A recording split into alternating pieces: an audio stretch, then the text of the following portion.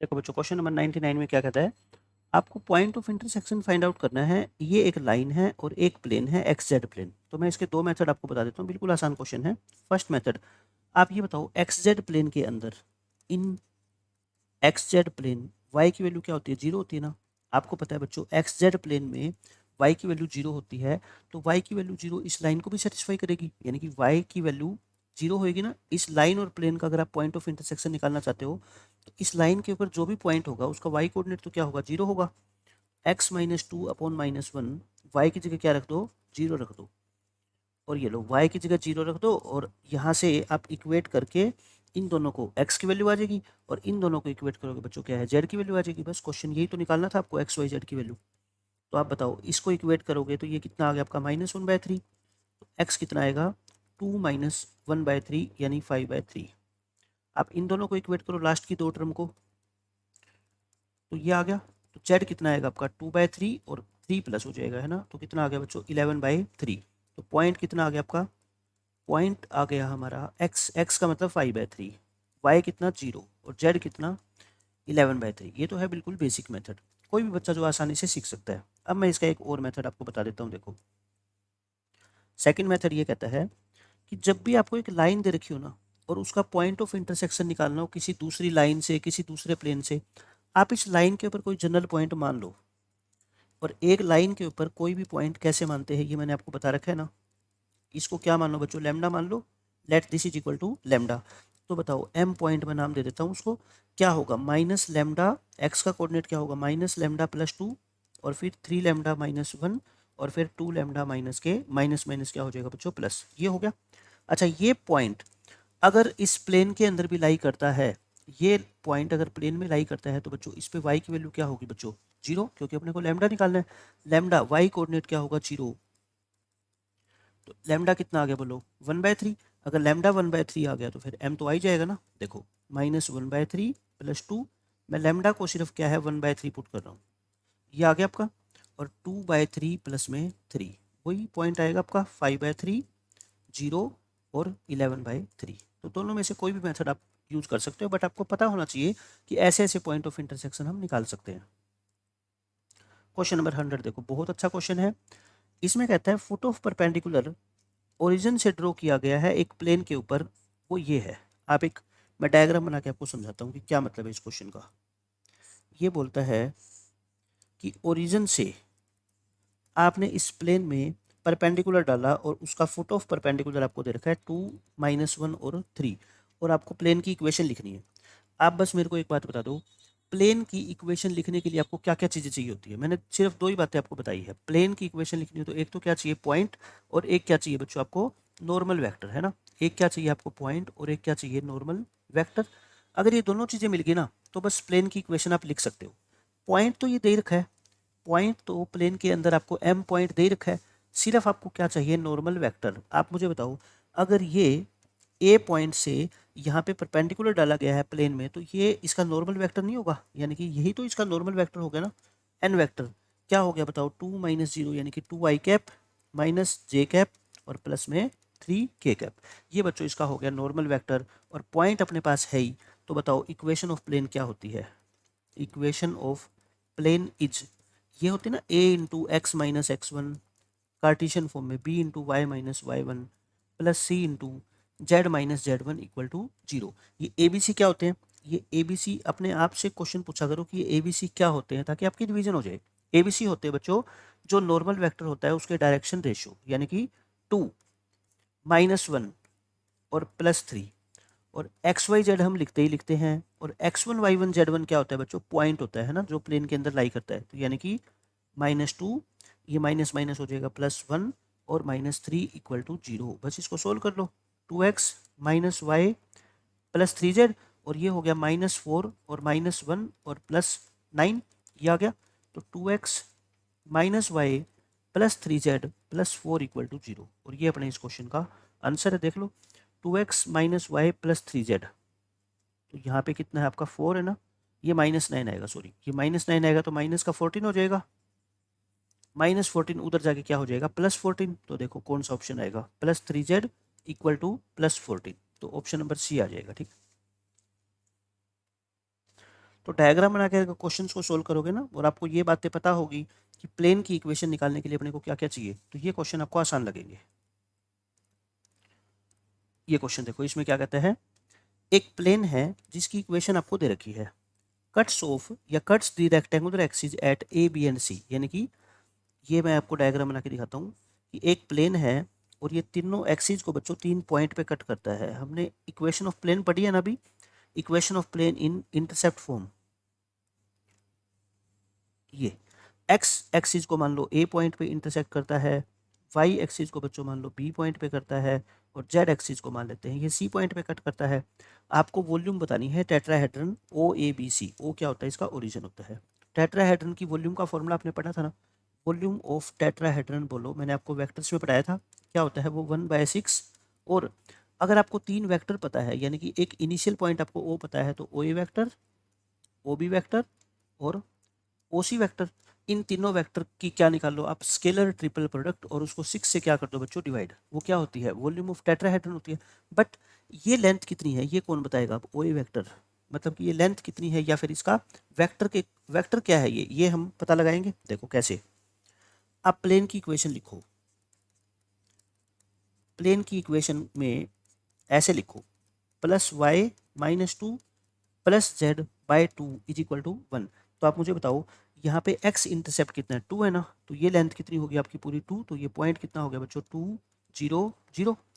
Y Y -2 है ना, Y intercept -2 है, तो ये पॉइंट 0 -2 0, और जेड इंटरसेप्ट 2 है, तो 0 0 और 2, ये आगे।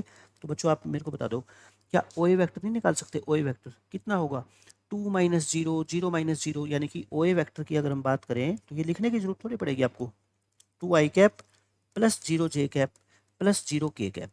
ऐसे ही ओ बी वेक्टर निकाल लोगे, 0 आई कैप -2 जे कैप और प्लस में 0 के कैप। ऐसे ही बच्चों ओ सी वेक्टर निकाल लो, 0 आई कैप 0 जे कैप प्लस में 2 के कैप। ये आ गया। अब अपने को क्या निकालनी है, वॉल्यूम निकालनी है 1/6। और स्केलर ट्रिपल प्रोडक्ट कैसे निकालते हैं, बस आई जे के कोफिशिएंट लिख दो। बोलो ये हो गया, सोल्व कर लो इसको। बस इसी से सोल्व करने की जरूरत है, फर्स्ट रो से एक्सपेंड कर दो। ये कितना आ जाएगा अपना -4 माइनस के 0, लेकिन वॉल्यूम तो प्लस की लेंगे ना हम, तो कितना आ गया ये 4/3 आ गई, 4/3 क्यूबिक यूनिट अपने इस क्वेश्चन का आंसर आएगा। तो बस पिछले चैप्टर की बातें आपको याद होनी चाहिए कि वॉल्यूम ऑफ टेट्राहेड्रन कैसे निकालते हैं, और आपका क्वेश्चन सोल्व हो जाएगा। उसके बाद देखो क्वेश्चन नंबर 102। ये आसान क्वेश्चन है बट इंपॉर्टेंट है ये काफ़ी। इसमें कहता है कि एक प्लेन जो है ना, वो कोऑर्डिनेट एक्सिस को 3 पॉइंट पे मीट करता है, such that centroid of triangle ABC is P Q R. मैं आपको डायग्राम बना के दिखाता हूँ, डायग्राम से बहुत सारी चीज़ें आपकी जो है ना क्लियर हो जाती है। ये कोऑर्डिनेट एक्सिस को जो है ना, ये प्लेन 3 पॉइंट पे मीट कर रहा है, ए बी और सी पे ये कर रहा है मीट। उसके बाद कहता है एक ट्रायंगल बन गई है ए बी सी, इसकी सेंट्रोइड आपको दे रखी है बच्चों पी क्यू आर। सेंट्रोइड ये जरूर नहीं है ये सेंट्रोइड होगी, ठीक है, मैं तो ये सिर्फ आपको दिखा रहा हूँ कि सेंट्रोइड जी से डिनोट करता हूँ, तो ये क्या है बच्चों पी क्यू आर। आपको प्लेन की इक्वेशन निकालनी है, तो मुझे बताओ ये डिस्टेंस कितनी मानते हैं हम, ए मान लिया, तो ये पॉइंट कितना हो गया ए 0 0, और ये डिस्टेंस अगर बी मानोगे तो 0 बी और 0, इसको सी मानते थे तो ये हो गया बच्चों 0 0 और सी। अब आप मुझे बताओ ए बी सी की वैल्यू अगर अपने को पता लग जाए तो इक्वेशन निकल जाएगी ना प्लेन की, x/a plus y/b plus z/c equal to 1। अब ए बी सी की वैल्यू कहाँ से पता लगेगी, सेंट्रोइड का x कोऑर्डिनेट मेरे को बताओ किसके इक्वल होता है, तीनों x कोऑर्डिनेट को ऐड करके 3 से डिवाइड करते हैं ना, यानी a की वैल्यू कितनी है बच्चों 3p। सिमिलरली p की वैल्यू कितनी होगी बताओ 3q, और c की वैल्यू कितनी होगी 3r। इक्वेशन ऑफ प्लेन क्या होती है, equation of plane is x/a plus y/b plus z/c equal to 1। पर ए बी सी तो हमने अज्यूम करे थे, ए कितना है बोलो 3p प्लस y/3q और plus z/3r is equal to 1।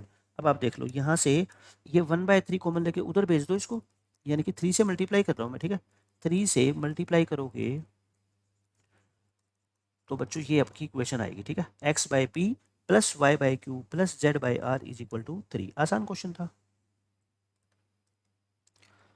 अब ये क्वेश्चन देखो, find the equation of the plane.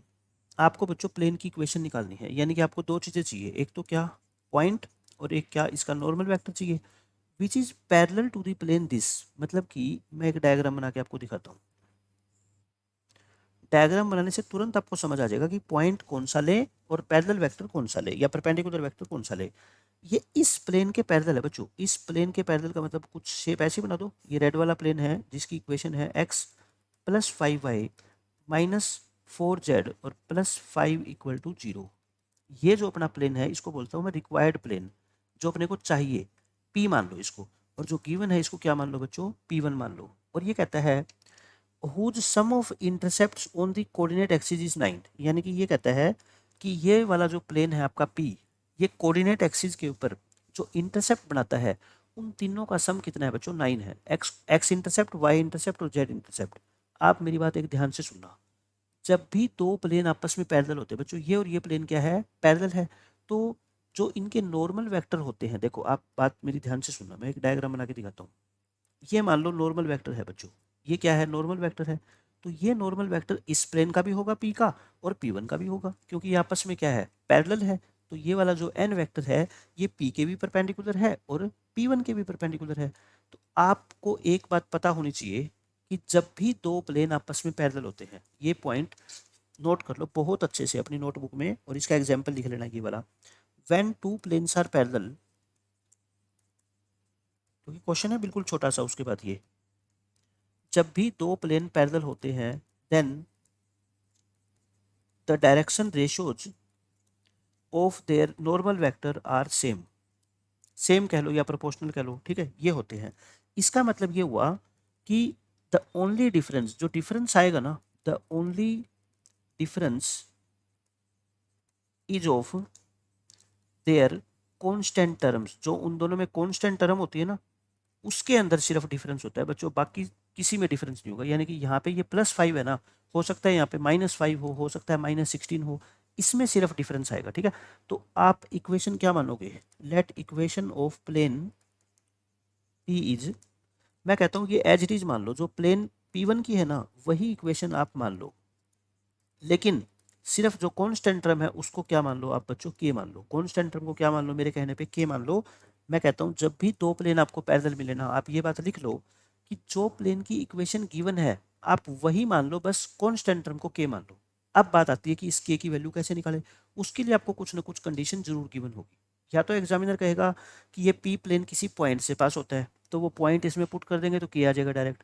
या इसमें क्या क्या रखा है कि ये प्लेन का तीनों इंटरसेप्ट का सम 9 है। आप मेरे को बताओ इंटरसेप्ट का सम कैसे निकालते हो, इधर 1 होना चाहिए ना, x बाई के प्लस y बाई के बाई 5 हो जाएगा, और प्लस के, या यहाँ पे लिख दो आप z।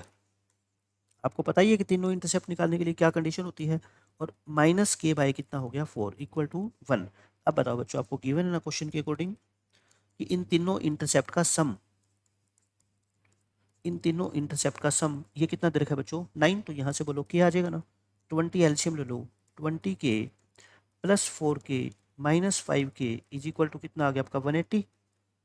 तो ये कितना आएगा आपका 19, 20, ये 9 आएगा ना, ये 9 दे रखा है। तो 20 एलसीएम लिया तो ये आपका कितना आ जाएगा, 9 आ जाएगा, है ना। ये आपका बच्चों आ गया 9। तो ये आ गया 24, 19 के इज इक्वल टू 180। और हमने क्या मिस्टेक कर दी, 20 एलसीएम लिया, ये प्लेन की इक्वेशन दे रखी है आपको x plus 5y minus 4z equal to k, और तीनों इंटरसेप्ट का सम है 9। x बाई के कर दिया हमने, और प्लस y बाई के बाई 5 कर दिया, और k बाई 4 कर दिया माइनस का, और इन तीनों का सम k प्लस के बाई 5 माइनस के बाई 4 इज इक्वल टू क्या दे रखा है अपने को 9। एलसीएम लिया हमने 20, तो ये कितना आ गया 20 के आ गया, और ये आपका आएगा 4 के, और ये आएगा -5 k, 19 k is equal to 180। I think कोई ना कोई मिस्टेक लग रही है, कोई स्टेटमेंट में है, एक बार मैं चेक करता हूँ।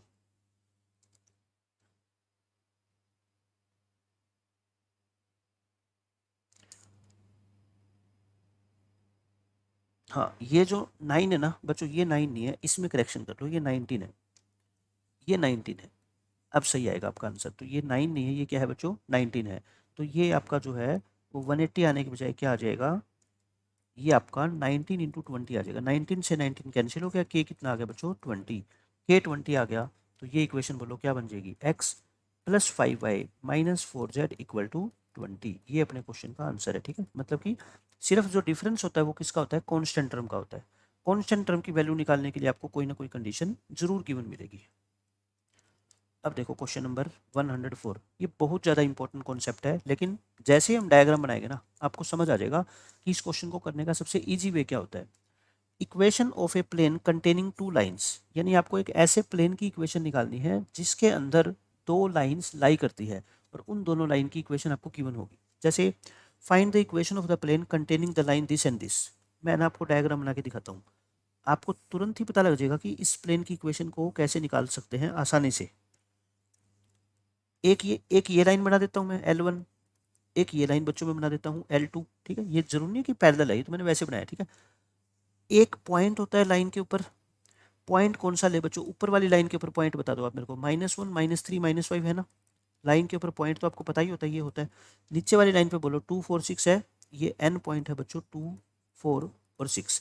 अच्छा एक लाइन है तो उसका एक पैरेलल वेक्टर होता है ना, डायरेक्शन वेक्टर, उसको मैं बोल देता हूँ B1 वेक्टर।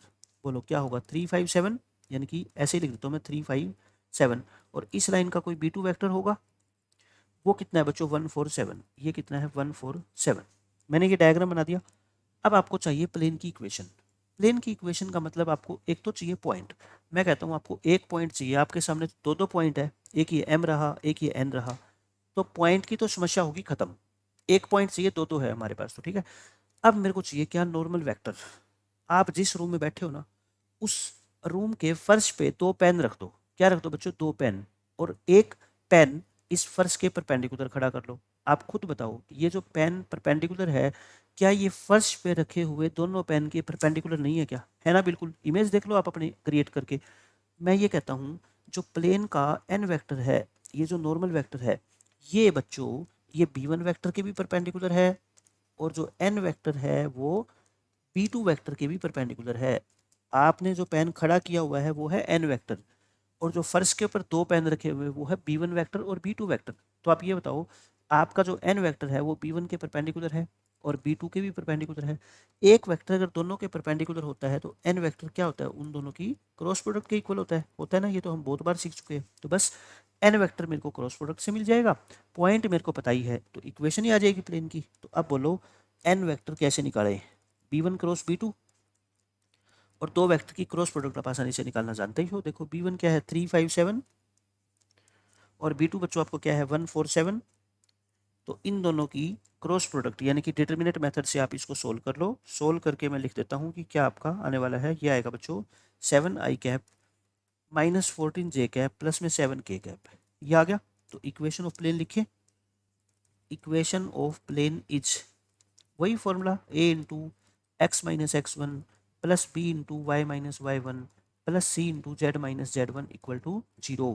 ए बी सी क्या होते हैं, ये इसके डायरेक्शन रेशियो है ना, 7 इंटू माइनस 14 इंटू और प्लस 7 इंटू। अब बोलो पॉइंट क्या लिखे, पॉइंट आप लिखोगे ना यहाँ पे x y और z, पॉइंट जो आपका मन करे। मैं कहता हूँ अगर आपका ये पॉइंट मन करता है तो ये लिख दो, ये मन करता है तो ये लिखो, आंसर सेम आएगा, ठीक है। ये लिख दो ऊपर वाला, तो ये तीनों माइनस है तो तीनों क्या हो जाएंगे, प्लस। कभी ये मत सोचना कि हम अगर n पॉइंट पुट करेंगे तो आंसर डिफरेंट आएगा, पुट करके देख लेना, आंसर सेम आएगा, ठीक है। क्या आ गया, 7x माइनस के 14y प्लस 7z, ये बच्चों आ गया प्लस 7 माइनस के 42 और plus 35 equal to 0। Constant term तो 0 ही आ गई ना, क्योंकि ये सारे क्या है, कट जाएंगे। 7 कॉमन लेके भी काट दो, x minus 2y plus Z equal to 0। Option number क्या, ऑप्शन नंबर आपका x minus 2y plus Z equal to 0, option A आ जाएगा, ठीक है। क्वेश्चन आसान है, डायग्राम बना के समझो कि जो n वेक्टर है वो कैसे निकलेगा।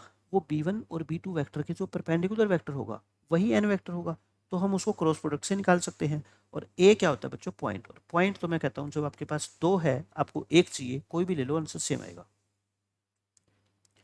सेम क्वेश्चन देखो ये है, find the equation of a plane containing the lines this and this. दो लाइन है, पिछले क्वेश्चन में और इस क्वेश्चन में क्या फर्क है आप खुद सोच के देखो। वहाँ पे आपको लाइन की इक्वेशन कार्टेशियन फॉर्म में दे रखी थी, यहाँ पे बच्चों क्या है वेक्टर फॉर्म में है। तो मैं कहता हूँ वेक्टर से कार्टेशियन फॉर्म तो बना सकते हैं ना, एक्स माइनस वाई माइनस और जेड माइनस। बनाने की जरूरत नहीं है, हालांकि आपको आप डायरेक्ट भी लिख सकते हो, बट कैलकुलेशन में मिस्टेक होने का डर होता है। ये क्या होती है लाइन की equation, A vector plus lambda B vector होता है ना। बी वेक्टर का मतलब बच्चों होता है डायरेक्शन वेक्टर। देखो 3 और ये क्या है -1 और ये क्या है 0, और पॉइंट बोलो, ये पॉइंट होता है 1 1 -1, तो 1 1 और -1 यानी कि +1 हो जाएगा। ऐसे ही इसकी इक्वेशन बता दो आप मेरे को, एक्स वाई जेड, ये हो गया। डायरेक्शन वेक्टर कितना है देखो 2। अब ध्यान रखना यहाँ जे का कोफिशिएंट नहीं है 0, और ये कितना है बच्चों 3, और आप बोलो पॉइंट कितना है 4, और जे कितना है 0, और के कितना है बच्चों -1, तो ये क्या हो जाएगा +1। अब ये वही क्वेश्चन बन गया सेम। मैं डायग्राम बना के यहाँ पे आपको दिखा देता हूँ। ये लाइन है आपकी L1 और ये लाइन है बच्चों L2। L1 लाइन का पॉइंट बोलो, पॉइंट ये M पॉइंट है, कितना है ये पॉइंट देख लो 1 1 और -1, और ये जो L2 लाइन है इसके ऊपर जो पॉइंट है बच्चों N, ये कितना है 4 0 और -1, 4 0 और -1। इसका B1 वेक्टर निकाल लो। B1 वेक्टर क्या है 3 -1 0, और इसका B2 वेक्टर निकाल लो, वही कितना है बच्चों आपका 2 0 और 3। तो मुझे बताओ अब तो सेम क्वेश्चन बन गया ना, एन वेक्टर निकालोगे B1 क्रॉस B2, बहुत आसानी से मैं लिख के दिखा देता हूँ बस। B1 कितना है देखो 3 -1 0, और B2 कितना है 2 0 3। आप आसानी से एन वेक्टर निकाल लोगे। पॉइंट कौन सा होगा बोलो, पॉइंट जो आपका मन करे, या तो एम ले लो या एन ले लो, और फिर फॉर्मूला लगा देना, कार्टेशियन फॉर्म का आपका आंसर आ जाएगा। ठीक है, same as it is question number 104 की तरह ये। अब इस क्वेश्चन में देखो, find the equation of a plane containing a line and parallel to another line. देखो पिछला क्वेश्चन क्या था, जो प्लेन दो लाइन को कंटेन करता है। अब की बार नहीं ऐसा, अब की बार क्या है एक लाइन को तो कंटेन करता है, और एक किसी दूसरी लाइन के क्या है बच्चों पैरेलल है, एक किसी दूसरी लाइन के पैरेलल है। मेरे को बस एक पॉइंट आप लिख लो स्टार डाल के, if a plane is parallel to a line. अगर एक प्लेन लाइन के पैरेलल होता है देन जो एन वेक्टर होता है ना बच्चों, एन वेक्टर जो प्लेन का नॉर्मल वेक्टर होता है वो परपेंडिकुलर होता है किसके, बी वेक्टर के। और बी वेक्टर को तो आप पहचान लिया करो, एन वेक्टर क्या होता है बोलो, नॉर्मल वेक्टर होता है प्लेन का। अभी मैं डायग्राम बना के आपको समझाऊंगा कि ऐसा क्यों होता है, normal vector of the plane. और जो बी वेक्टर होता है बच्चों वो क्या होता है, लाइन का डायरेक्शन वेक्टर होता है, वो क्या होता है डायरेक्शन वेक्टर ऑफ लाइन। अब मैं आपको डायग्राम बना के दिखाता हूँ। देखो इसमें ये प्लेन जो है ना हमने जो बनाया है, ये इस वाली लाइन के पैरेलल है। प्लेन ये लाइन है बच्चों, और ये क्या है प्लेन है, ये दोनों आपस में पैरेलल है। इसका मतलब क्या हुआ आप सीधी बताओ, ये जो प्लेन का जो नॉर्मल वेक्टर होगा ये, तो ये क्या इस लाइन के भी नॉर्मल नहीं होगा, क्या होगा ना लाइन के नॉर्मल वेक्टर। यानी कि लाइन का जो बी वेक्टर है आप वो लिख दो, लिखते हैं बी वेक्टर 3 4 2, 3 4 और 2, ये हो गया। और प्लेन जो है ना वो इस लाइन को, सॉरी सॉरी ये नहीं, ये तो ये लाइन तो प्लेन के अंदर है ना, इसका जो डायरेक्शन वेक्टर होगा वो ये वाला होगा, है ना 2 -3 5, 2 -3 5। ये वाली जो लाइन है ना, ये तो ये वाली लाइन है जो प्लेन के अंदर है, अंदर लाई करती है। इस लाइन की इक्वेशन ये रही, x -1/3 y +6/4 और z +1/2। मैं इसको p1 वेक्टर नाम दे रहा हूँ। ठीक है, अब आप बताओ फिर वही बात, एक पॉइंट चाहिए मेरे को, पॉइंट तो मेरे को मिल ही गया, ये लाइन है तो लाइन के ऊपर पॉइंट कितना बोलो 1 -6 और -1, पॉइंट तो मेरे को मिल गया।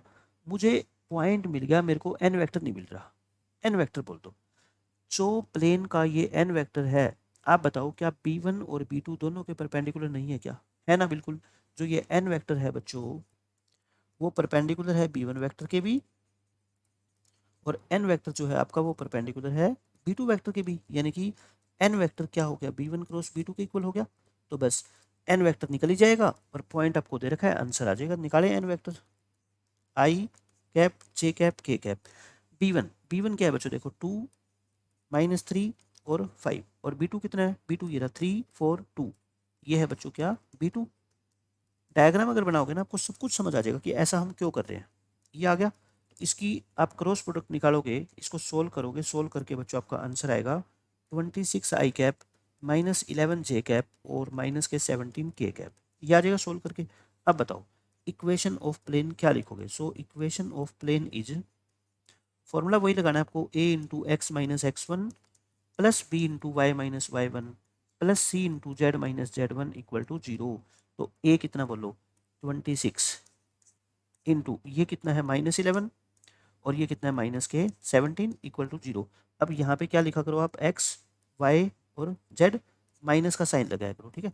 पॉइंट पॉइंट ये रहा 1, ये माइनस का 6 है ऑलरेडी तो ये प्लस हो जाएगा, ये -1 है तो ये क्या हो जाएगा +1 हो जाएगा। और बस इसको प्लस माइनस करके मल्टीप्लाई कर लो, आंसर आ जाएगा आपका 26x -11y -17z equal to 109। तो डायग्राम बना के देख लो, एक लाइन है जो प्लेन के अंदर है, तो जो प्लेन का जो नॉर्मल वेक्टर होता है वो उस लाइन के भी परपेंडिकुलर होगा। जैसे वही बात, एक फर्श के ऊपर रख दो पेन, जो नॉर्मल वेक्टर है वो उस पेन के भी परपेंडिकुलर होगा, और जो पेन आपने हवा में रख रखा है जो प्लेन के बिल्कुल पैरेलल है, वो एन वेक्टर उसके भी क्या होगा बच्चों, परपेंडिकुलर होगा। तो आपका जो एन वेक्टर है ना वो b1 और b2 दोनों के क्या है, परपेंडिकुलर है, यानी कि उनकी क्रॉस प्रोडक्ट के इक्वल है वो। आंसर आ गया अपना। अब ये क्वेश्चन देखो, सेम क्वेश्चन है, ये क्वेश्चन उससे जरा सा अलग है बट आसान है। Find the equation of a plane passing through this point and containing the line this. मैं आपको डायग्राम बना के दिखाता हूँ, आप हर क्वेश्चन का डायग्राम बना लो 3D के अंदर, आपका आधा क्वेश्चन वैसे ही सोल्व हो जाएगा अगर आपको सारे फॉर्मूले याद है तो। ये एक प्लेन है जो कहता है इस पॉइंट से पास होता है, मतलब कि एक पॉइंट है प्लेन के अंदर बना लूँ मैं, और ये कंटेन करता है इस लाइन को, मतलब कि ये लाइन जो है ना इसको भी कंटेन करता है बच्चों। लाइन की इक्वेशन क्या है, x+1 बाय, चलो इक्वेशन क्या लिखनी आपको पता ही है, लाइन की इक्वेशन लिखने का कोई मतलब नहीं है, बल्कि किस चीज़ का मतलब बनेगा कि लाइन के ऊपर एक तो लिख दो पॉइंट, ये लाइन क्या है बच्चों, एल है, ठीक है, ये वाली लाइन है एल, इसके ऊपर पॉइंट बोलो -1 3 -2, -1 3 और -2, और एक इसका डायरेक्शन वेक्टर लिख दो आप, बी वेक्टर। बी वेक्टर क्या है बच्चों, -3 2 और 1, -3 2 और 1। अब बस आप मेरे को ये बता दो, प्लेन की इक्वेशन निकालनी है, एक तो क्या चाहिए आपको, पॉइंट चाहिए। पॉइंट तो कोई भी बच्चा बता देगा, सर ये लिख रखा है इतना बड़ा बड़ा एम पॉइंट, ये लाई करता है ना प्लेन में। सिर्फ आपको क्या चाहिए अब, एन वेक्टर चाहिए। अब आप बता दो डायग्राम से क्या एन वेक्टर निकाल लोगे क्या? एन वेक्टर क्या कैसे निकालोगे आप बताओ? जो प्लेन का परपेंडिकुलर वेक्टर है, अब मैं जो कहानी बताऊंगा ना आपको वो आप इमेजिन करना, ये है, आप फर्श के ऊपर दो पॉइंट ले लो, एक को नाम दे दो m, एक को नाम दे दो n। उन दोनों पॉइंट को आप क्या कर दो, ज्वाइन कर दो। ज्वाइन करने से एक मान लो लाइन सेगमेंट बन गई। आपने फर्श के ऊपर जो पेन खड़ा किया हुआ है, क्या वो पेन इस mn के परपेंडिकुलर नहीं है क्या? क्या ये फर्श पे जो आपने पेन खड़ा किया हुआ है वो इस mn के परपेंडिकुलर नजर आ रहा है आपको? आप कह रहे हो जी आ रहा है। फिर एक दूसरा पेन और रख लो फर्श के ऊपर, वो दूसरा पेन कौन सा है, ये वाली लाइन। अब बताओ जो एन वेक्टर है वो क्या इस लाइन के भी परपेंडिकुलर है? बिल्कुल है। तो मतलब आप बिल्कुल जैसे ही डायग्राम बनाओगे ना और इमेजिन करोगे चीज़ों को, आपको ये पता लग जाएगा कि जो ये एन वेक्टर है प्लेन का नॉर्मल वेक्टर, वो किन दो वेक्टर के परपेंडिकुलर है। और यही पता लग गया कि वो किन दो वेक्टर के परपेंडिकुलर है, तो एन वेक्टर आ ही जाएगा ना, उन दोनों वेक्टर की क्रॉस प्रोडक्ट, और पॉइंट अपने पास है ही, बस क्वेश्चन ही सोल्व हो गया। तो बोलो जो पहले एम एन वेक्टर निकाले, एम एन वेक्टर बोलो, एम एन वेक्टर क्या होगा, I7 - 3 4 j कैप और -7 + 2 -5 k कैप। बच्चों ये आ गया। हेयर जो अपना एन वेक्टर है प्लेन का जो नॉर्मल वेक्टर है, ये ग्रीन वाला, ये परपेंडिकुलर है एम एन वेक्टर के भी, एंड ये जो एन वेक्टर है ये बच्चों परपेंडिकुलर है बी वेक्टर के भी। इसका मतलब ये हुआ कि एन वेक्टर जो है ना वो इन एम एन की और बी वेक्टर की क्रॉस प्रोडक्ट के इक्वल है, ठीक है। तो एन वेक्टर बोलो क्या होगा, I J k कैप, और एम एन वेक्टर क्या है बताओ, हमने अभी निकाला ना 1 4 -5, 1 4 -5, और बी वेक्टर क्या है -3 2 और 1। इनके बच्चों ये क्या है, दोनों के परपेंडिकुलर है। तो एन वेक्टर आपका क्या आ गया बोलो, सोल्व करके आ जाएगा ना एन वेक्टर। आप इसको सोल्व करोगे तो एन वेक्टर मैं लिख देता हूँ, सोल्व करके ये आ जाएगा आपका 14I cap plus 14J cap plus 14K cap. ये आ गया। अब आपको चाहिए क्या, पॉइंट। पॉइंट तो ये लिख ही रखा है, तो इक्वेशन ऑफ प्लेन लिख लो बस। So equation of plane is क्या होती है बताओ, ए का मतलब, ए का मतलब 14, x minus x1 plus b y minus y1 plus c z minus z1 equal to 0। मैं कहता हूँ 14 कॉमन लेके तो काट ही दो, 14 कॉमन लेके काट दो, आंसर ही आ गया x plus Y plus Z equal to 0। Option number क्या आ गया बच्चों? बी आ गया। देखो आपने समझ लिया कि डायग्राम अगर आप बना रहे हो ना तो कितनी आसानी से इसके आंसर निकल निकल के आ रहे हैं। ठीक है, अच्छा मैं इसका एक मेथड आपको और बता देता हूँ। एग्जाम के अंदर ऑब्जेक्टिव टाइप का क्वेश्चन अगर आएगा, आप ये बताओ, ये जो प्लेन है रेड कलर वाला पी नाम का, इस प्लेन के अंदर ये वाला पॉइंट भी है और इस लाइन के ऊपर जो पॉइंट होगा वो पॉइंट भी प्लेन के अंदर है ना? दोनों, ये बात तो आपको पता लग गया। तो ये दोनों पॉइंट, ये बच्चों m और ये बच्चों n, क्या ये दोनों पॉइंट प्लेन की इक्वेशन को सेटिस्फाई नहीं करेंगे? बिल्कुल करेंगे। तो बस आप एग्जाम में इन जो गिवन इक्वेशंस है इसमें ये वाला पॉइंट और ये वाला पॉइंट पुट करके देख लेना। अगर वो सेटिस्फाई होता है दोनों से तो वो, मैं ये नहीं कह रहा कि आंसर आ जाएगा, हो सकता है किसी और प्लेन को भी ये सेटिस्फाई करते हो, बट क्या होगा उससे 99% क्वेश्चन आपका ऐसे सोल्व हो जाएगा। बट फिर भी आपको प्रॉपर मेथड आना चाहिए, क्योंकि हो सकता है दो इक्वेशन को सेटिस्फाई कर जाए तो फिर आपको देखना पड़ेगा। अब ये क्वेश्चन देखो, इस क्वेश्चन में क्या कहता है, equation of a plane passing through 2 points and which is perpendicular to a given plane. सबसे इंपॉर्टेंट क्वेश्चन है बच्चों कॉम्पिटिटिव एग्जाम्स के लिए और बोर्ड के लिए भी। मैं आपको डायग्राम बना के समझाता हूँ इस क्वेश्चन का मीनिंग क्या है। आपको क्वेश्चन नंबर 8 में क्या कहता है, एक ऐसे प्लेन की इक्वेशन बताओ जो इससे और इससे पास होता है। तो कोई बात नहीं, बना लो आप प्लेन की इक्वेशन। आपको तो आदत होगी ना प्लेन की इक्वेशन, प्लेन ऐसे बना के और फिर उसके अंदर ये पॉइंट लिखेंगे ना हम। ए पॉइंट है बच्चों 2, 1 और -1, और बी पॉइंट है -1, 3 और 4, ये लिख दिया।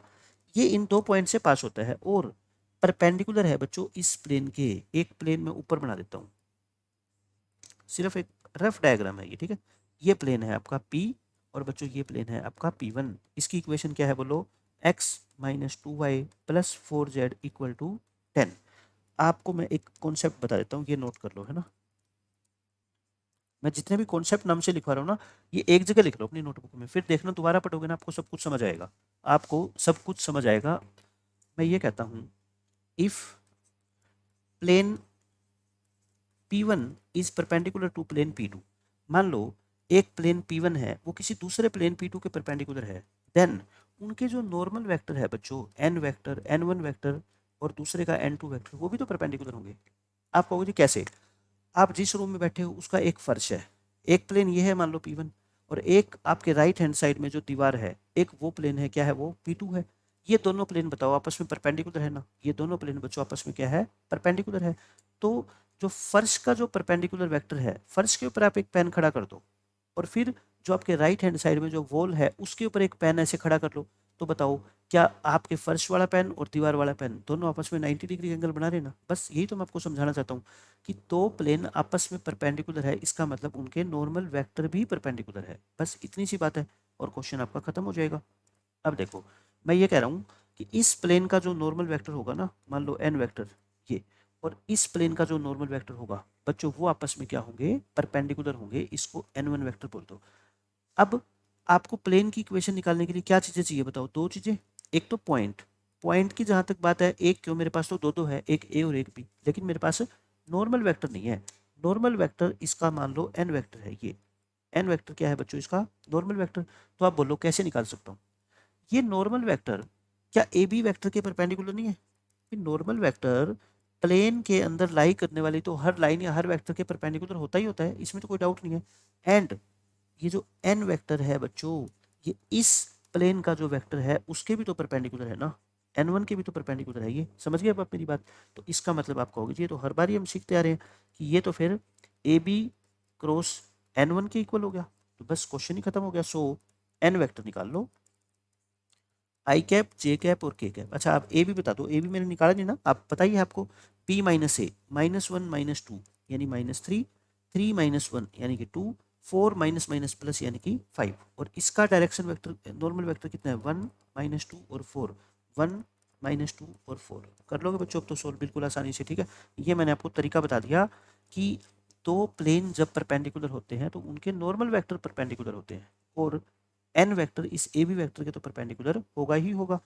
तो ये अपन सोल्व कर लेते हैं। -3 2 5 1 -2 4, तो ये आ गया सोल्व करके 18 आई कैप प्लस 17 जे कैप प्लस के 4 के कैप। अब वेक्टर भी आ गया, पॉइंट आपको दे रखा है, मैं यही मान लेता हूँ। मैं कहता हूँ कुछ भी मान लो, उससे कोई भी कोई फर्क पड़ेगा ही नहीं। ठीक है, तो equation of plane,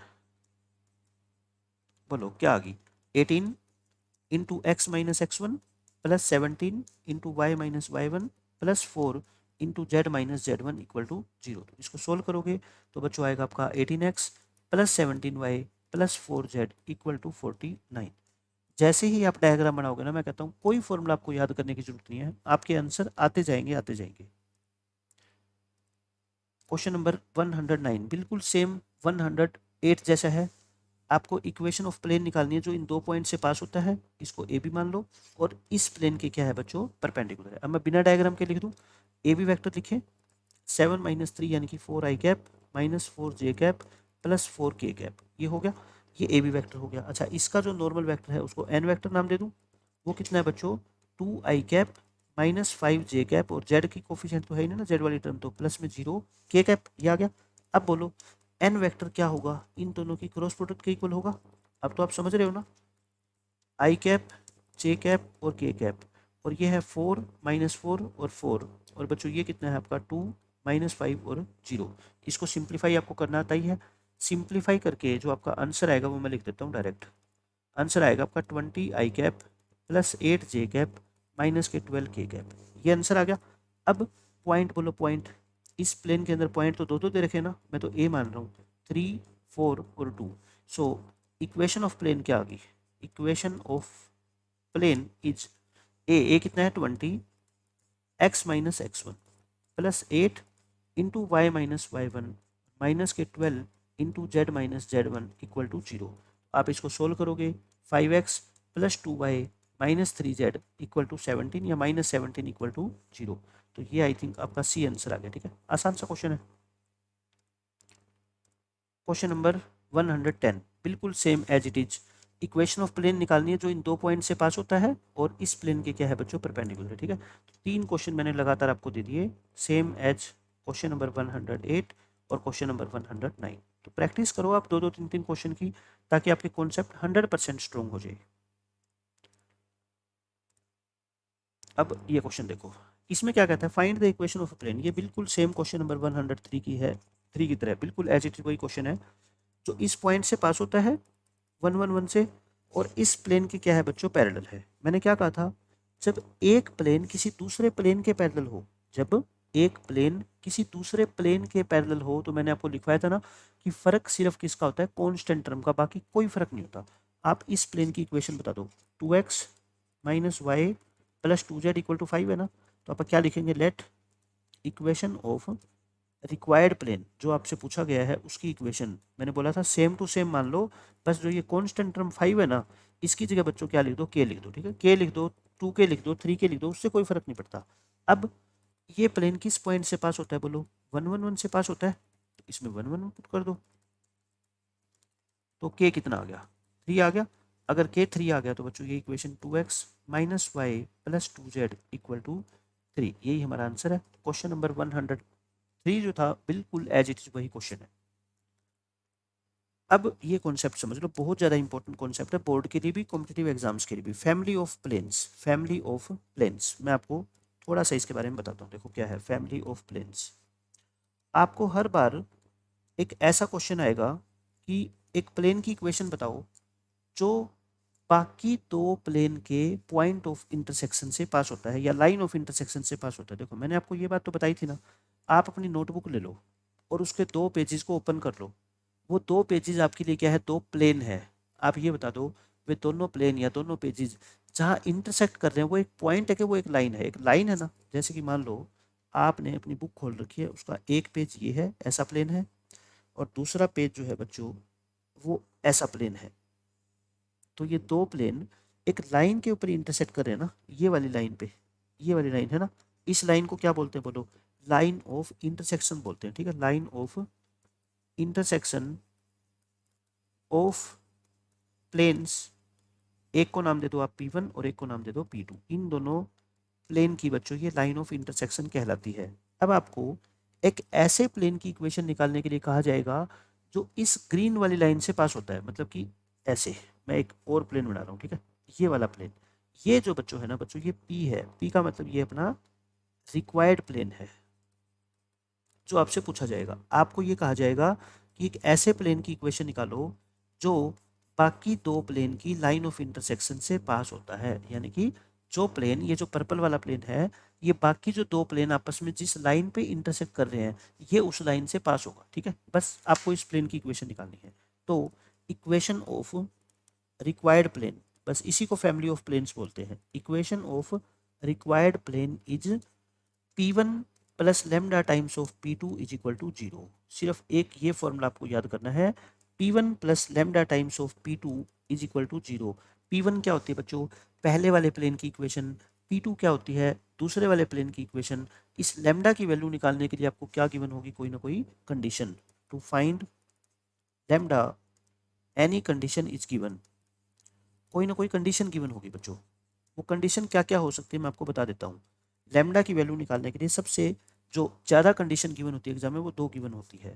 plane P, जो हमारा रिक्वायर्ड प्लेन है, प्लेन पी पासिस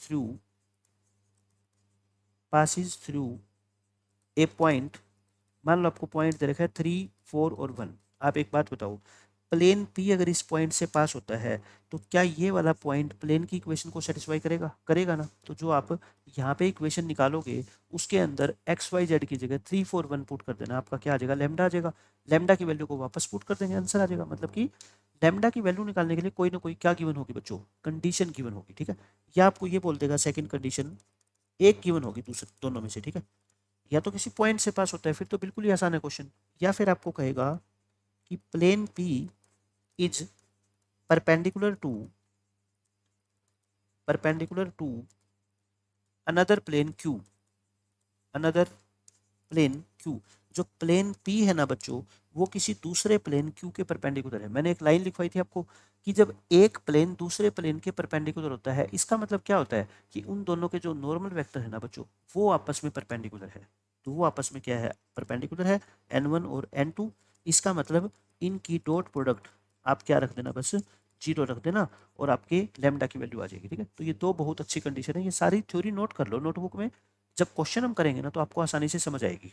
अब देखो मैं क्वेश्चन कराता हूँ आपको। ये आपको एक प्लेन की इक्वेशन निकालनी है जो पास होता है through the intersection of the plane this and this. मतलब इन दोनों प्लेन की इंटरसेक्शन जो लाइन होती है उससे पास होता है, and which passes through the point this, और ये इस पॉइंट से पास भी होता है। तो मैंने आपको क्या बताया बच्चों? ये प्लेन P1 है, ये प्लेन P2 है।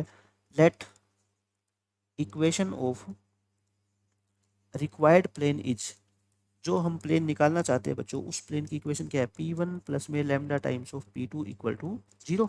P1 बोलो, ये पूरा प्लेन लिख दो, x plus 3y minus z. अच्छा, कॉन्स्टेंट टर्म को मत छोड़ना, ठीक है, कॉन्स्टेंट टर्म को अपने साथ लेके चलो।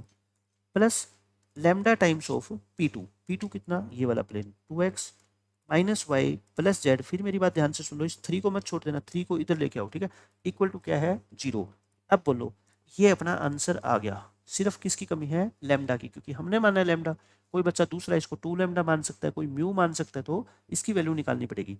वैल्यू कैसे निकलेगी? ये प्लेन इस पॉइंट से पास होता है, और पास होने का बच्चों मतलब क्या होता है कि इसको सेटिस्फाई करेगा। एक्स की जगह लिखो 2, वाई की जगह लिखो 1, और जेड की जगह लिखो -2।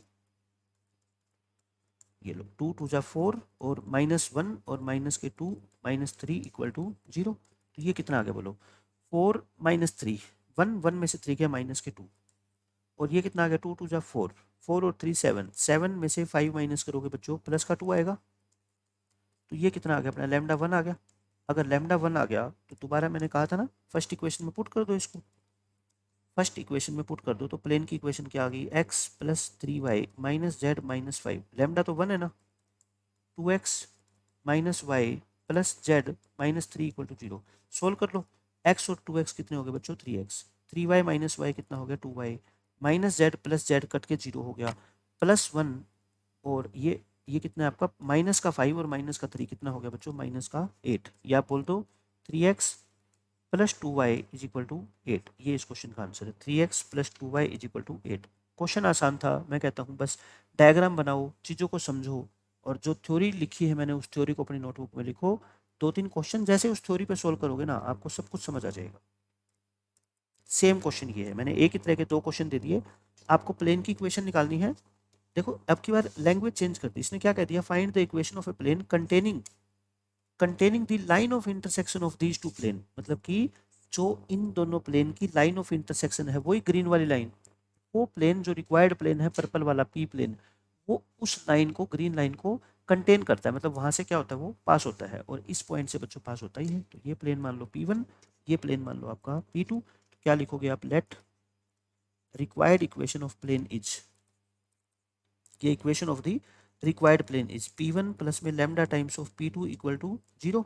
P1 कितना बोलो, x plus Y plus Z minus 6 plus lambda times of P2 2x plus 3y plus 4z plus 5 equal to 0। और यही मैं कहता हूँ आंसर है। सिर्फ अपने को क्या चाहिए, लैम्डा। और लैम्डा कहाँ से आएगा, ये पॉइंट पुट करने से।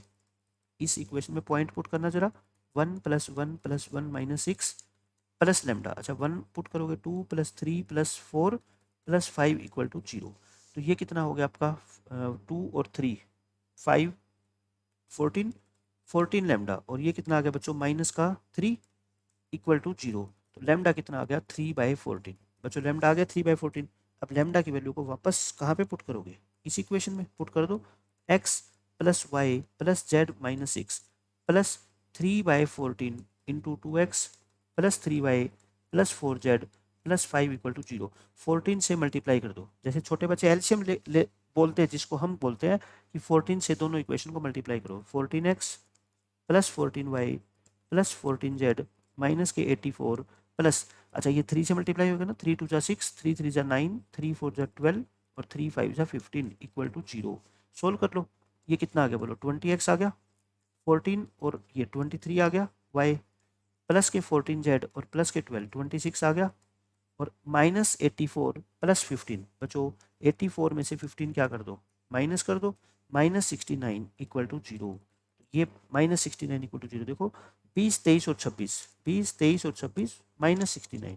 इस तरह से आप आंसर आसानी से मैच कर सकते हो। ठीक, अच्छा क्वेश्चन था। अब ये क्वेश्चन देखो, find the equation of the plane. अब ध्यान से समझना, आपको मैंने कहा था ना, दो कंडीशन गिवन होगी लैम्डा की वैल्यू निकालने के लिए। एक तो पॉइंट जो हमने पिछले दोनों क्वेश्चन में डिस्कस किया, अब आपको उस प्लेन की इक्वेशन निकालनी है जो इस प्लेन के तो परपेंडिकुलर है बच्चों, and which contains the line of intersection of this plane and this plane. अब आप समझ गए, ये P1 है और ये P2 है। जो ये ऊपर वाला जो काम दे रखा है ना, ये तो लैम्डा की वैल्यू निकालने के लिए है, ठीक है। तो बोलो लेट इक्वेशन ऑफ, बस ये क्वेश्चन समझ आ गया ना, समझो फिर सारे क्वेश्चन आप इस तरीके कर लोगे। Required plane is P1 plus में lambda P2 equal to 0। P1 बोलो कितना, x plus 2y plus 3z minus 4 plus lambda into 2x plus Y minus Z plus 5 equal to 0। अच्छा अब की बार देखो, अगर दिया होता आपको पॉइंट तो हम सीधा यही पुट कर देते, बट अब की बार कहता है ये जो फर्स्ट प्लेन है वो इस सेकंड प्लेन के क्या है बच्चों, परपेंडिकुलर है। और दो प्लेन परपेंडिकुलर होने का मतलब क्या होता है, उन दोनों के नॉर्मल वेक्टर परपेंडिकुलर होंगे। और नॉर्मल वेक्टर कैसे निकालते हैं बोलो, इसका नॉर्मल वेक्टर बता सकते हो क्या आप मेरे को, क्या होगा, 5 3 और 6 एक्स वाई जेड के कोफिशिएंट। तो यहाँ पे भी तो एक्स वाई जेड के कोफिशिएंट लिखने पड़ेंगे ना। तो मतलब मैं कह रहा हूँ इसको थोड़ा सिंप्लीफाई करो, एक्स कॉमन लो तो यहाँ से क्या बचेगा 1, ये मल्टीप्लाई करोगे 2 लैम्डा एक्स और एक्स कॉमन लोगे तो बचो, समझ गए ना आप। ऐसे आपको डायरेक्ट लिखना है, यहाँ से 2 आएगा और यहाँ से क्या आएगा, लैम्डा आएगा। यहाँ से जेड कॉमन लोगे, यहाँ से 3 आएगा और यहाँ से बच्चों माइनस का लैम्डा आएगा। और क्या बच गया बोलो, ये बच गया आपका 5 लैम्डा और ये बच गया माइनस के 4 इक्वल टू 0। ये आपका फर्स्ट प्लेन है।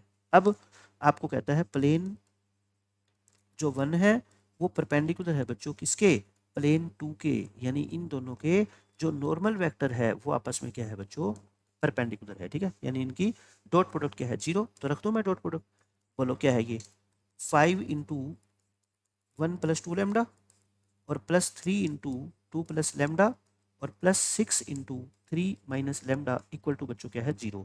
तो ये 0 रख के आप बताओ, कोई भी बच्चा निकाल सकता है ना लैम्डा की वैल्यू। तो लैम्डा की वैल्यू यहाँ से आपकी आ जाएगी सोल्व करके -29/7। लैम्डा आ जाएगा आपका -29/7। अब जो ये लैम्डा आया है वापस किस में पुट कर दो, यहाँ पे x इंटू 1। अच्छा ये 2 लैम्डा है तो माइनस का कितना आ जाएगा, 58/7 आ जाएगा। आप ये मत सोचना ये तो अजीब सा आंसर है, ऐसा आंसर आएगा, ठीक है, सही है बिल्कुल। तो 2 - 29/7 और प्लस जेड इंटू 3 और माइनस माइनस क्या हो जाएगा बच्चों, ये प्लस हो जाएगा ना 29/7 और प्लस 5 इंटू लेमडा, तो इसको 5 टाइम्स करोगे तो -145/7 और प्लस माइनस का कितना है 4 इक्वल टू 0। बस अब क्या करना है आपको, सिर्फ एलसीएम लेके सोल्व करना है और आपका आंसर आ जाएगा। ठीक है, तो आपको प्रोसेस पता लगना चाहिए कि परपेंडिकुलर गिवन हो तो दोनों के जो नॉर्मल वेक्टर होते हैं उनकी डॉट प्रोडक्ट निकालो और क्या पुट कर दो, 0 पुट कर दो। अब देखो मैंने 3 क्वेश्चन लगातार दिए हैं एक जैसे। आपको प्लेन की इक्वेशन निकालनी है जो इन दोनों प्लेन के इंटरसेक्शन वाली लाइन से पास होता है, मतलब ये P1 है ये P2 है और इस प्लेन के बच्चों क्या है, परपेंडिकुलर है। तो यानी कि आप इक्वेशन क्या लिखोगे, P1 plus lambda P2 equal to 0। मैं लिख के दिखा देता हूँ पूरी। P1 2x minus 3y plus Z minus 4 और प्लस में lambda times of x minus y plus z plus 1 equal to 0। But फिर मैंने कहा थोड़ा सिंप्लीफाई करेंगे, x को मान लो 2 प्लस लेमडा, प्लस का y को मान लो -3 माइनस लेमडा, प्लस जेड को मान लो 1 प्लस लेमडा और कॉन्स्टेंट टर्म बच्चों कितनी है, लेमडा -4 बचेगी ना। देखो यहाँ से लेमडा की मल्टीप्लाई होगी लेमडा और ये -4, ये मैंने लिख दी। अब ये आ गया प्लेन 1 और ये है बच्चों क्या, प्लेन 2। ये रहा आपका प्लेन 2। ये दोनों कैसे है, परपेंडिकुलर है, तो दोनों के जो डायरेक्शन वेक्टर है, ये नॉर्मल वेक्टर है, वो परपेंडिकुलर होंगे। मतलब कि इसका कोफिशिएंट 1, यहाँ x का कोफिशिएंट 2 प्लस में लेमडा, यहाँ +2 कोफिशिएंट है और यहाँ बच्चों -3 माइनस लेमडा, यहाँ -3 है और यहाँ 1 प्लस लेमडा है। इनकी डॉट प्रोडक्ट बच्चों क्या रख दो, 0। देखो क्या आएगा, 2 प्लस लेमडा माइनस के 6 माइनस के 2 लेमडा माइनस के 3 लेमडा इक्वल टू 0। बोलो माइनस के 4 लेमडा आ गया और ये कितना आ गया, -4 और -3 -7, तो लेमडा कितना आएगा, -7/4। लेमडा बच्चों आ गया आपका -7/4। अब बोलो लेमडा की वैल्यू -7/4 आप पुट करोगे तो आंसर आ जाएगा ना आपका, लेमडा की वैल्यू आएगी, ठीक है, -7/4। तो लेमडा की वैल्यू ये कहाँ पे पुट कर देना आप ये इस इक्वेशन में पुट कर दो, पुट इन इक्वेशन नंबर 1 और आपका आंसर आ जाएगा। पुट करोगे तो क्वेश्चन नंबर 115 x माइनस के 5y और प्लस माइनस के 3z माइनस के 23 इक्वल टू 0। सिर्फ आपको लेमडा की वैल्यू पुट करके और कैलकुलेशन करनी है। ठीक है, बहुत आसान क्वेश्चन है। ये देख लो बिल्कुल सेम क्वेश्चन है, बस इसमें क्या फ़र्क है, इसमें बच्चों आपको एक प्लेन की इक्वेशन निकालनी है जो इन दोनों की लाइन ऑफ इंटरसेक्शन से पास होता है। मतलब ये है प्लेन P1 और ये है प्लेन P2। एक बार तो मैं कहता हूँ इक्वेशन लिखो P1 प्लस में लेमडा P2 इक्वल टू 0। उसके बाद मैं बताऊंगा कि कंडीशन क्या है जिससे कि लेमडा की वैल्यू निकलेगी।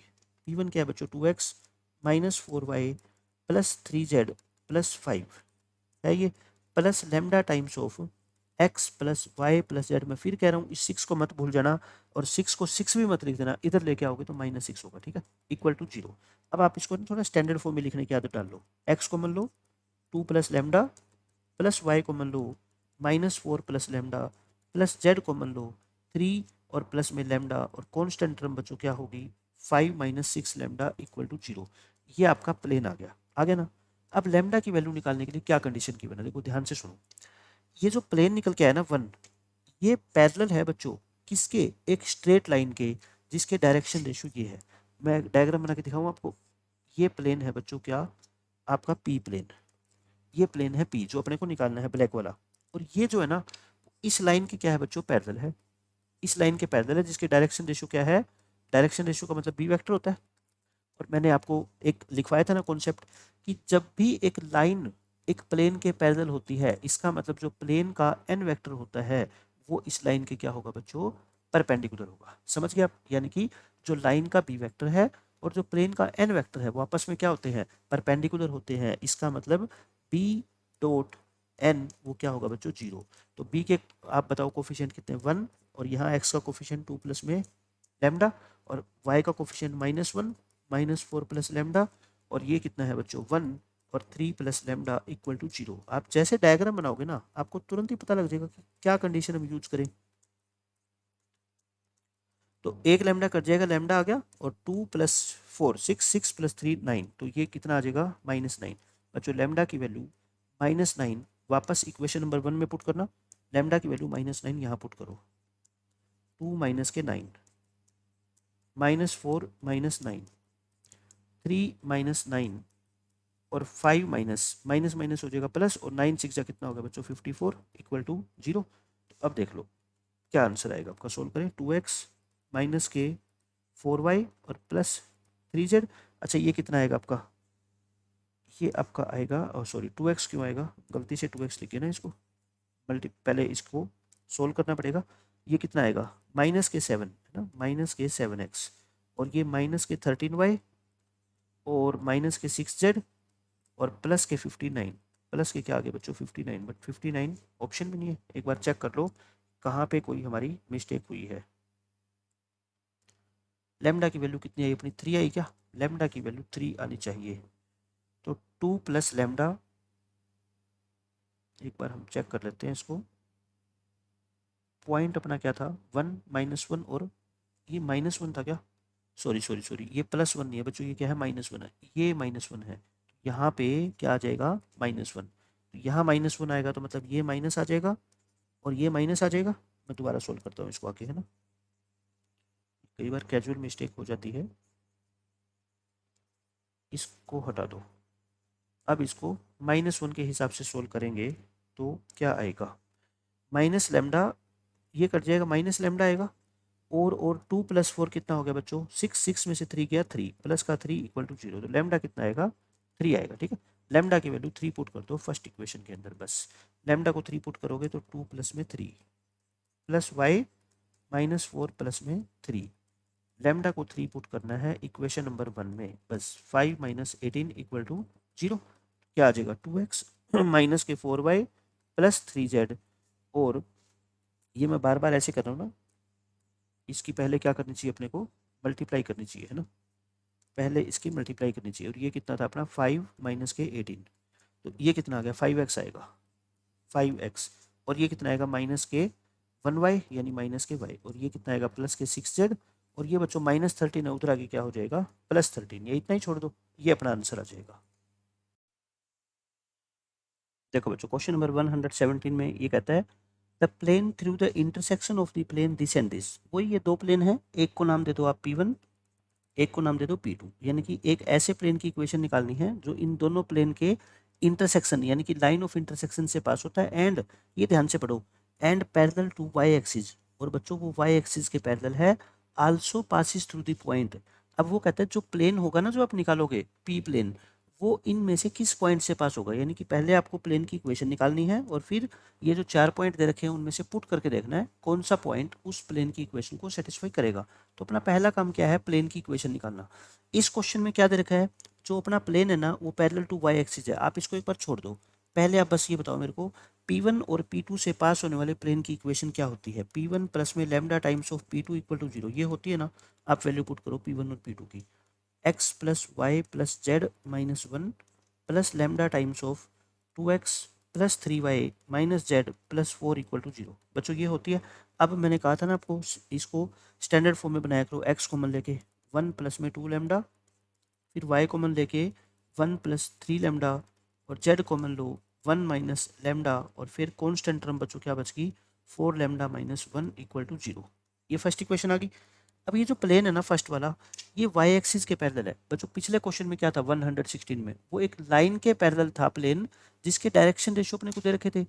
जो वाई एक्सिस होता है वो भी तो एक लाइन ही होती है, इसके डायरेक्शन रेशियो क्या होते हैं आप बताओगे, डायरेक्शन रेशियो कह लो, डायरेक्शन कोसाइन कह लो, 0 1 और 0, मैंने बताया था ना स्टार्टिंग में कि वाई एक्सिस के डायरेक्शन रेशियो क्या होते हैं बच्चों 0 1 और 0। अब ये प्लेन अगर वाई एक्सिस के पैरेलल है, यानी कि ये एक प्लेन है, ये एक ऐसी लाइन के पैरेलल है, तो इसका जो नॉर्मल वेक्टर होगा वो तो इसके परपेंडिकुलर होगा ना, तो यानी कि आप ये कहो कि इसके डायरेक्शन रेशियो 0 1 0 और इस प्लेन के जो डायरेक्शन रेशियो है नॉर्मल के वो क्या होंगे आपस में परपेंडिकुलर होंगे। तो करो इसको 0 × 1 + 2 लेमडा और प्लस 1 × 1 + 3 लेमडा और प्लस 0 × 1 - लेमडा, इसकी वैल्यू क्या होगी 0। तो यहाँ से 3 लेमडा कितना आ गया बच्चों -1, या लेमडा बोल दो कितना -1/3, -1/3 आ गया। अब आप क्या करो इसके अंदर इस लेमडा की वैल्यू पुट कर दो 1 - 2/3 प्लस वाई इंटू, अच्छा ये तो 0 1 प्लस में 3 और ये कितना है बच्चों -1/3, ये तो 0 ही होगा, और प्लस में जेड इंटू 1 + 1/3 और प्लस 4 लेमडा यानी कि -4/3 -1 इक्वल टू 0, तो ये अपना आंसर आ गया। 3 में से 2 गया 1/3 यानी x/3, ये तो 0 हो गया, और प्लस ये 4/3 यानी कि 4z/3 और माइनस के बच्चों कितना आएगा 7/3 इक्वल टू 0। मैं तो कहता हूँ 3 से मल्टीप्लाई कर दो, 3 से मल्टीप्लाई करोगे बच्चों ये आ गया है ना। अब ये प्लेन की इक्वेशन आ गई, इसमें कौन सा पॉइंट लाई करता है पुट करके देखें। पहले पुट करो इस प्लेन की इक्वेशन में बच्चों आप क्या, पॉइंट 3, 2 और 1, एक्स को 3 पुट करो और वाई को कितना, वाई तो है ही नहीं, जेड को कितना पुट करो बच्चों 1 इक्वल टू 7। बोलो ये तो पहला ही पॉइंट सही हो गया ना, 3 + 4 इक्वल टू 7। तो बस तरीका वही था, लाइन आपको वहाँ पे जनरल लाइन दे रखी थी 116 में, यहाँ पे वाई एक्सिस दे दी, तो एक ही बात है, वहाँ पे डायरेक्शन रेशियो दे रखे थे, यहाँ वाई एक्सिस के डायरेक्शन रेशियो आपको खुद को पता होना चाहिए, बाकी सारा क्वेश्चन सेम है। अब नेक्स्ट कॉन्सेप्ट देखो बच्चों, ये बहुत इंपॉर्टेंट कॉन्सेप्ट है लेंथ ऑफ प्रोजेक्शन का, बहुत बार एग्जाम्स के अंदर इस पे क्वेश्चन पूछा जाता है। Find the length of projection of A line segment, यानी कि आपसे जो लेंथ ऑफ प्रोजेक्शन पूछी जाएगी वो किसकी, एक लाइन सेगमेंट की। उस लाइन सेगमेंट की प्रोजेक्शन कहाँ कहाँ पे गिर सकती है, तीनों कोऑर्डिनेट एक्सिस के ऊपर, यानी x axis, y axis, z axis के ऊपर, एक किसी दूसरी लाइन के ऊपर जिसके डायरेक्शन कोसाइन आपको दिए होंगे, एक किसी दूसरे प्लेन के ऊपर। तो पहले मैंने क्या कहा, ए भी एक लाइन सेगमेंट है, मान लो मैं ए और बी के कोऑर्डिनेट्स मान लेता हूँ x1 y1 z1 x2 y2 z2।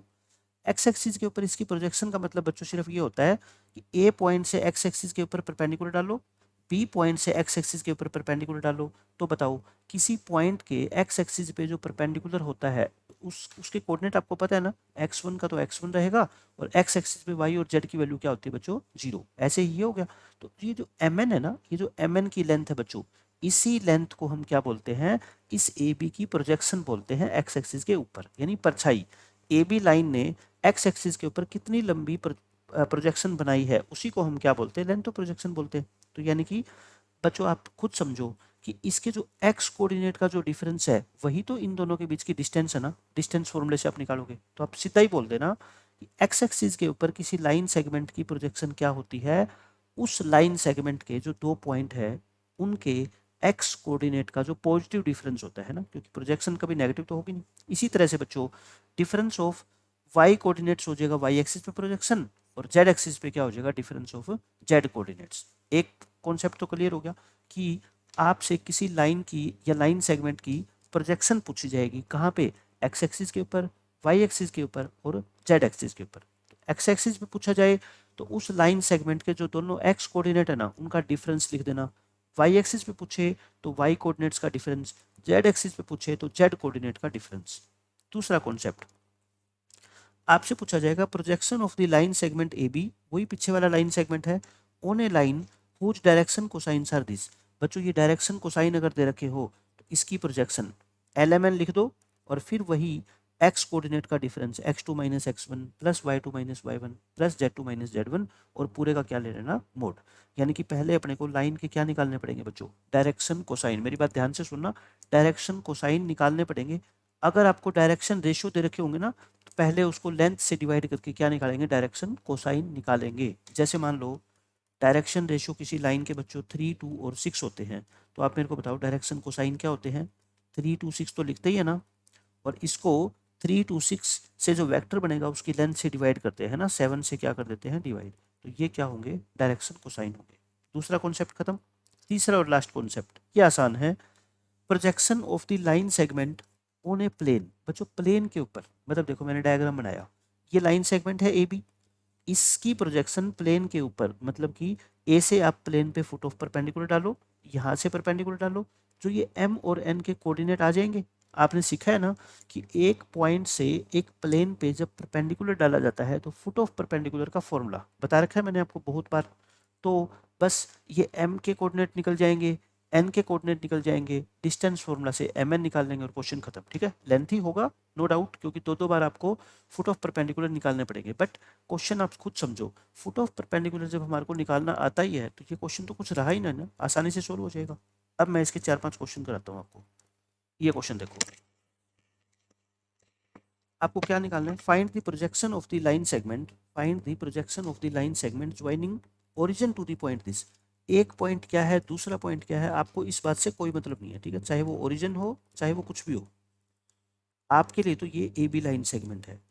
आपको इसकी प्रोजेक्शन निकालनी है बच्चों कहाँ पे, एक्स एक्सिस पे। तो आप मेरे को बताओ projection of A be on x axis, मैंने बोला था ना अगर एक्स एक्सिस पे निकालनी हो तो इसके जो एक्स कोऑर्डिनेट है उनका डिफरेंस ले लिया करो। यही आपका क्या आ गया बच्चों, आंसर आ गया। अच्छा साथ साथ में ये और बता दो मेरे को, अगर आपको निकालनी होती projection of A B y axis पे तो आंसर क्या होता, 2 - 0 यानी कि 2। और प्रोजेक्शन ऑफ ए बी निकालनी होती आपको बच्चों जेड एक्सिस पे तो -5 को -0 यानी कि कितना आंसर आता बच्चों, 5। तो मैंने आपको तीनों निकाल के दिखा दिए। अब नेक्स्ट क्वेश्चन ऐसे ही सेम ये है, बस वहाँ पे एक पॉइंट ओरिजिन था, यहाँ पे ओरिजिन नहीं है बल्कि एक लाइन सेगमेंट है पी क्यू। तभी तो मैंने आपको जनरल फॉर्मूला बताया ना कि चाहे वो ओरिजिन हो चाहे कोई जनरल पॉइंट हो उससे कोई फर्क ही नहीं पड़ेगा अपने को प्रोजेक्शन निकालनी है किस पे, एक्स एक्सिस पे। तो लिखो projection of P Q on x axis. मैंने क्या बोला था आपको, इसके जो दोनों एक्स कोऑर्डिनेट है उनका डिफरेंस यानी कि 0 - 3। तो कितना आंसर आ गया बच्चों, 3। अच्छा साथ साथ में ये और बता दो, projection of P Q on y axis पूछ ले तो -2 - 2 4 आ जाती। और projection of P Q Z axis पे पूछ ले बच्चों तो जेड कोऑर्डिनेट का डिफरेंस यानी कि 8 और 5 का डिफरेंस जो कि कितना होता है 3। बट इस क्वेश्चन का आंसर क्या होगा 3, क्योंकि अपने से प्रोजेक्शन पूछी गई है सिर्फ एक्स एक्सिस के ऊपर। तीनों का सम भी पूछ सकता है, ठीक है, कुछ भी आपसे जो है ना ये क्वेश्चन बना के दे सकता है, बस आपको ये तरीका पता होना चाहिए। अब ये क्वेश्चन देखो, find the projection of the line segment joining this and this. तो देखो ऐसे रफ डायग्राम बना लो, आपके दिमाग में इमेज बननी चाहिए 3D के अंदर, वेक्टर के अंदर, क्वेश्चन आसान लगेंगे आपको। आपको इस लाइन सेगमेंट की प्रोजेक्शन निकालनी है कहाँ पे, एक लाइन के अंदर जिसके डायरेक्शन रेशियो दे रखे हैं। मतलब कि आप ये मान लो ये एक लाइन है तो यहाँ से आपने परपेंडिकुलर डाला, यहाँ से परपेंडिकुलर डाला, इस एम एन की लेंथ निकालनी है। बट ये एम एन अब की बार हम नहीं निकाल सकते, इसके सिर्फ आपको क्या दे रखे हैं, डायरेक्शन रेशियो दे रखे हैं। कितने, 6, 2 और 3। तो बोलो डायरेक्शन कोसाइन कितने होंगे, आपको पता लगे ना, 6/7, 2/7, 3/7। क्योंकि इस वेक्टर की लेंथ कितनी होती है, 7 होती है। 6 का स्क्वायर प्लस 2 का स्क्वायर प्लस 3 का स्क्वायर और उसका स्क्वायर रूट, वो क्या निकल के आएगा, 7। अब बोलो, मैंने आपको फॉर्मूला बताया था एम एन निकालने का, यानी कि लेंथ ऑफ प्रोजेक्शन निकालने का। Length of projection of line segment A be on this line, वो क्या होता था फॉर्मूला, एल इंटू, यानी कि ये डायरेक्शन कोसाइन क्या होते हैं, एल एम एन। और ये तो पॉइंट आपको पता ही है, ये होता है आपका x1 y1 और z1, और ये होता है बच्चों x2 y2 और z2। L into x2 - x1 plus m into y2 - y1 और plus n into z2 - z1। Value put करो, l की बोलो कितनी, 6/7 और x2 - x1 यानी कि 2 + 1 हो जाएगा और प्लस 2/7, ये 7 है। और फिर ये कितना हो जाएगा बच्चों, 5 - 0 यानी कि 5 और प्लस 3/7 और 1 माइनस के 3। अब इसको कर लो सिंप्लीफाई, 3 × 6 = 18, 5 × 2 = 10, माइनस के 9/7 तो 28। 28 में से 9 माइनस करोगे बच्चों कितना आएगा, 19 आएगा। हमने कहाँ पे मिस्टेक करी है देख लो, 3 × 6 = 18, 5 × 2 = 10, ये आगे आपके 623 और यहाँ से हमने क्या निकाला, 2 + 1 3, 5 - 0 5 और 1 - 3 -2, सॉरी ये -2 आएगा है ना, -2 × 3 तो माइनस का 6 आ जाएगा। 28 में से 6 माइनस करोगे 22, 22/7, पाई की वैल्यू होती है ना 22/7, वही हमारा इस क्वेश्चन का आंसर है। ऐसे ही सेम क्वेश्चन ये है, देखो find the projection of the line segment joining this and this. मैं डायग्राम बना रहा हूँ, ये आपका पी पॉइंट है 3, 4, 5 और ये बच्चों आपका क्यू पॉइंट है। आपको इस लाइन सेगमेंट पी क्यू की प्रोजेक्शन निकालनी है इस लाइन के ऊपर, और ये लाइन 2 पॉइंट से क्या होती है, पास होती है। ये लाइन बच्चों इन 2 पॉइंट से पास होती है, तो वही प्रोजेक्शन निकालने का तरीका। आप बताओ इसके डायरेक्शन रेशियो क्या होंगे ए बी के, डायरेक्शन रेशियो पिछले क्वेश्चन में डायरेक्ट दे रखे थे, अब की बार अपने को निकालने पड़ेंगे। तो क्या होंगे, 1 + 1, 0 - 2 और 5 - 4 यानी कि 2 -2 और 1। तो डायरेक्शन कोसाइन बोल दो, डायरेक्शन कोसाइन। इसकी लेंथ कितनी है बोलो, 3 है ना, इस वेक्टर की लेंथ 3 है, 2 का स्क्वायर प्लस 2 का स्क्वायर प्लस 1 का स्क्वायर उसका स्क्वायर रूट, तो 2/3 -2/3 और बच्चों 1, ये आगे डायरेक्शन कोसाइन जो पिछले क्वेश्चन में अपने को दे रखे थे। सो लेंथ ऑफ प्रोजेक्शन बोलो कितनी आ गई, length of projection of P Q on the line A B है ना, या पासिंग थ्रू ए बी। तो क्या फॉर्मूला होता है बताओ, एल यानी कि 2/3 इनटू इसके एक्स कोऑर्डिनेट का डिफरेंस यानी कि 4 माइनस 3, फिर माइनस 2/3 और फिर कितना आएगा 6 माइनस 4 आएगा और फिर प्लस 1, ये कितना आ गया आपका 1/3 प्लस 1/3 और 3 माइनस 5। अच्छा इसका क्या लेंगे हम, मैग्नीट्यूड लेंगे, ठीक है लास्ट में, क्योंकि लेंथ नेगेटिव नहीं आती ना। तो बोलो कितना आ गया, ये आ गया 2/3 और ये कितना आ गया अपना माइनस का, ये 2 है माइनस के 4/3 और ये बच्चों कितना है माइनस के 2/3, तो माइनस 4/3, तो इसका मैग्नीट्यूड लेंगे तो कितना आएगा 4/3। आंसर आ गया आपका ऑप्शन नंबर ए। आसान क्वेश्चन था। अब ये क्वेश्चन क्या आ गया, प्लेन वाला आ गया। ये बहुत इंपॉर्टेंट क्वेश्चन है। Find the length of projection of the line segment this on the plane this. Question बिल्कुल आसान है। आपको फुट ऑफ परपेंडिकुलर निकालने हैं, वो मैं आपको निकाल के दिखा देता हूँ, बस उसकी प्रैक्टिस हो जाएगी आपकी दोबारा से। ये ऐसे रफ डायग्राम बना लो आप। ये पॉइंट है बच्चों P 5 -1 और 4 और ये पॉइंट है Q 4 -1 और 3। तो ये इसका फुट ऑफ परपेंडिकुलर है M और ये इसका फुट ऑफ परपेंडिकुलर है N। आप बताओ मेरे को, फुट ऑफ परपेंडिकुलर किसी भी पॉइंट से अगर हम प्लेन पे परपेंडिकुलर डालें तो उसका फुट यानी कि M की कोऑर्डिनेट्स निकाल सकते हो क्या? कैसे निकालते हो? याद आ गया formula, x minus y minus और z माइनस, और इसके डायरेक्शन रेशियो लिखते थे ना प्लेन के। ये देखो x plus Y plus Z minus 7 equal to 0। तो ये कितने हैं बच्चों, 1 1 और 1, और ऊपर माइनस क्या करते थे एक्स वाई जेड में से पॉइंट, ये पॉइंट 5, ये माइनस है तो माइनस माइनस क्या हो जाएगा प्लस, और ये कितना हो जाएगा 4। और इसको किसके इक्वल मानते थे, याद आ गया, माइनस का साइन लेते थे और ये पॉइंट पुट करते थे प्लेन की इक्वेशन में। करना x plus Y plus Z minus 7, कोई मोड वगैरह नहीं लेते, ठीक है। और फिर इनके तीनों का स्क्वायर करते हैं, 1 + 1 + 1, सिर्फ स्क्वायर करेंगे बच्चों, अंडर रूट नहीं लेते, ठीक है। अब बोलो 5 + 9 4, 9 9 में से 8 गई 1, तो 1/3 यानी -1/3 आ गया। तो यहाँ से x कितना आएगा बोलो, इसको इसके इक्वल रखोगे ना, 5 - 1/3 यानी कि 14/3। घबराना नहीं आपको, कैलकुलेशन से कैलकुलेशन करते जाओ। y कितना आएगा बोलो, -1/3 -1 यानी कि -4/3, और z कितना आएगा आपका बच्चों, -1/3 और +4 यानी कि 4 - 1/3 11/3। तो m पॉइंट के कोऑर्डिनेट कितने आ गए आपके, 14/3 -4/3 और 11/3। m पॉइंट के कोऑर्डिनेट आ गए। बिल्कुल आसान है, बहुत सारे क्वेश्चन हम कर चुके हैं ना इसी कॉन्सेप्ट पे कि किसी पॉइंट के फुट ऑफ परपेंडिकुलर बच्चों कैसे निकाले जाते हैं। एक मैंने निकाल के दिखा दिए, दूसरे आप खुद निकाल लोगे ना।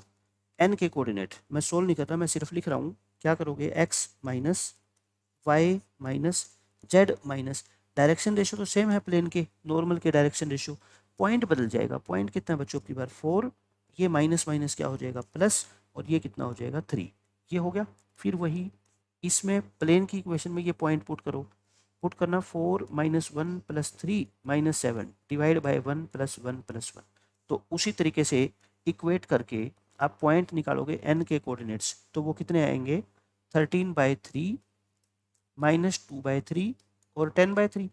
दोनों m और n के कोऑर्डिनेट आ गए। सो बाय डिस्टेंस फॉर्मूला mn कितना आ जाएगा बच्चों आपका, √2/3 आ जाएगा, ठीक है। बिल्कुल आसान है।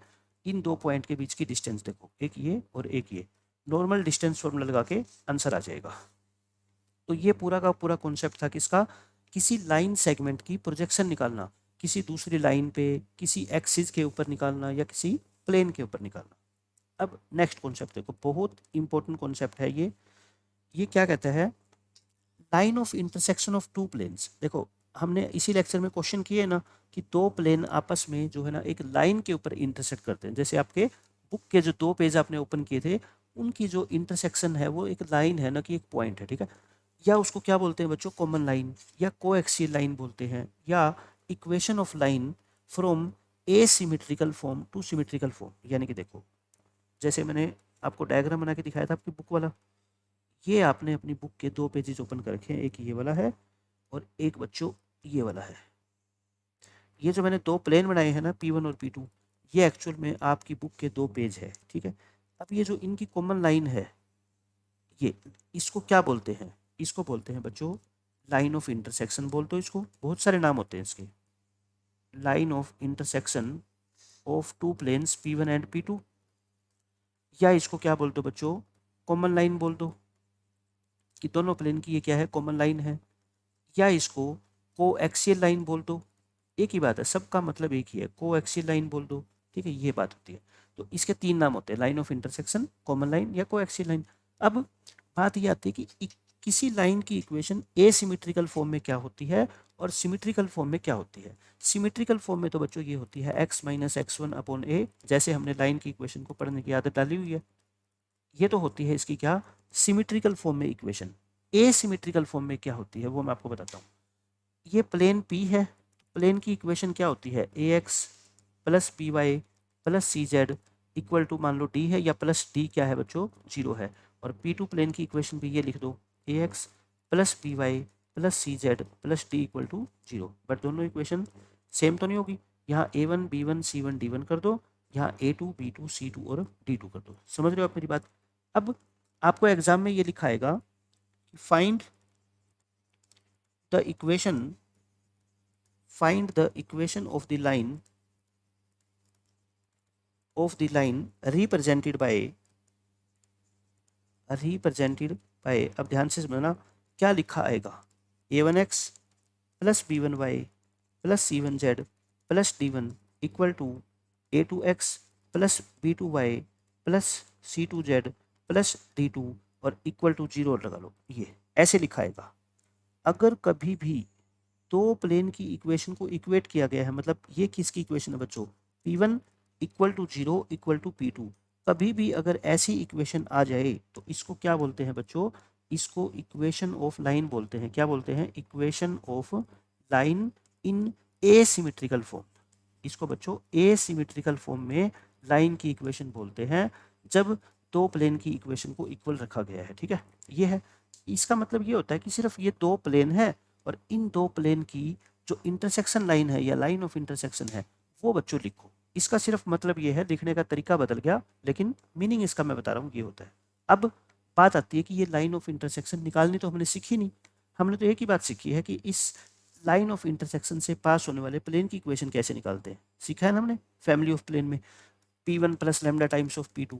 बट अभी तक हमने ये नहीं सीखी कि इस ग्रीन वाली लाइन की इक्वेशन कैसे निकालते हैं। अब आप लिखो हाउ टू फाइंड, आसान है ये, how to find equation of line of intersection. ये जो बच्चों ग्रीन वाली लाइन है ना पिछले डायग्राम में, उसकी इक्वेशन कैसे निकालेंगे, ध्यान से सुनना मेरी बात, बहुत इंपॉर्टेंट है। हर बार इसके ऊपर जेईई मेंस में कभी ना कभी मतलब कि क्वेश्चन आता ही आता है घुमा फिरा के, जहाँ पे वो लाइन ऑफ इंटरसेक्शन का आपसे यूज करवाएगा। और एक बहुत अच्छा क्वेश्चन भी मैं आज आपको करवाऊंगा। देखो पहले आप है ना एक्स वाई जेड 3 वेरिएबल है, आपका जो मन करे, जब मैंने ये बोल दिया ना कि आपका जो मन करे तो आप मान के देख लेना, आंसर आपका डिफरेंट नहीं आएगा, फॉर्म डिफरेंट हो सकती है बट उसका जो रिजल्ट होगा ना फाइनल वो सेम होगा। लेट कर लो आप वेरिएबल जेड को क्या मान लेना बच्चों, लेमडा मान लेना, ठीक है। वेरिएबल जेड को क्या मान लेना, लेमडा। अच्छा आपको दो इक्वेशन दी होगी ना प्लेन की, a1x plus b1y plus c1z plus d1 equal to 0, और एक आपको बच्चों ये गिवन होगी, ये दो इक्वेशन आपको क्वेश्चन में गिवन होगी, ठीक है। आप क्या करना, जेड को लेमडा मान लेना और इन दोनों इक्वेशन में पुट कर देना। बोलो जेड को लेमडा मानोगे, इन दोनों इक्वेशन में पुट करोगे तो minus d1 minus c1 lambda आ जाएगी। यहाँ पे पुट करोगे a2x plus b2y equal to minus d2 और माइनस c2 लेमडा। बोलो ये दो इक्वेशन आ गई। इन दोनों इक्वेशन को सोल्व करके आप प्लस माइनस करके क्या निकाल लो, फाइंड x एंड y, दोनों की वैल्यू आ जाएगी जैसे 9th क्लास में हम सोल्व करते हैं। फिर मेरी बात ध्यान से सुनो, x और y तो आ गया, अब इस x की जो वैल्यू आएगी ना वो किसकी टर्म में आएगी पता है, वो इंडिपेंडेंट थोड़ी आएगी, वो 2 या 3 ऐसे नहीं आएगी, लेमडा की फॉर्म में आएगी। ऐसे ही ये भी बच्चों y भी क्या आएगा आपका, इन टर्म्स ऑफ लेमडा। आगे ये उसके बाद देखो क्वेश्चन जब कराऊंगा तो आपको समझ आ ही जाएगा, बट प्रोसेस भी समझो ताकि बाद में काम आए आपके। एक्स और वाई की वैल्यू लेमडा की फॉर्म में आएगी, आप है ना यहाँ से लेमडा फाइंड आउट कर लेना इन टर्म्स ऑफ एक्स, यानी कि लेमडा की वैल्यू निकाल लेना। और यहाँ से भी बच्चों आप लास्ट में क्या निकालोगे, फाइंड लेमडा, और वो किस में आएगा, इन टर्म्स ऑफ वाई, कुछ ऐसा आएगा। उसके बाद बच्चों ये भी लेमडा, ये भी लेमडा, ये भी लेमडा, फिर क्या कर लो आप लास्ट में बस, then equate these 3 values of lambda, इन तीनों वैल्यू को क्या कर देना, इक्वेट कर देना। बस इक्वेट करके जो इक्वेशन बनेगी वही लाइन की इक्वेशन कहलाएगी। कौन सी फॉर्म में, सिमेट्रिकल फॉर्म में। मैं आपको एक एग्जांपल देता हूँ, जैसे आपने वही दो प्लेन की इक्वेशन में जेड को पुट किया लैम्डा, और उसके बाद बच्चों आपका क्या आ गया, वाई आ गया। मैं एक एग्जांपल दे रहा हूँ सिर्फ, ठीक है।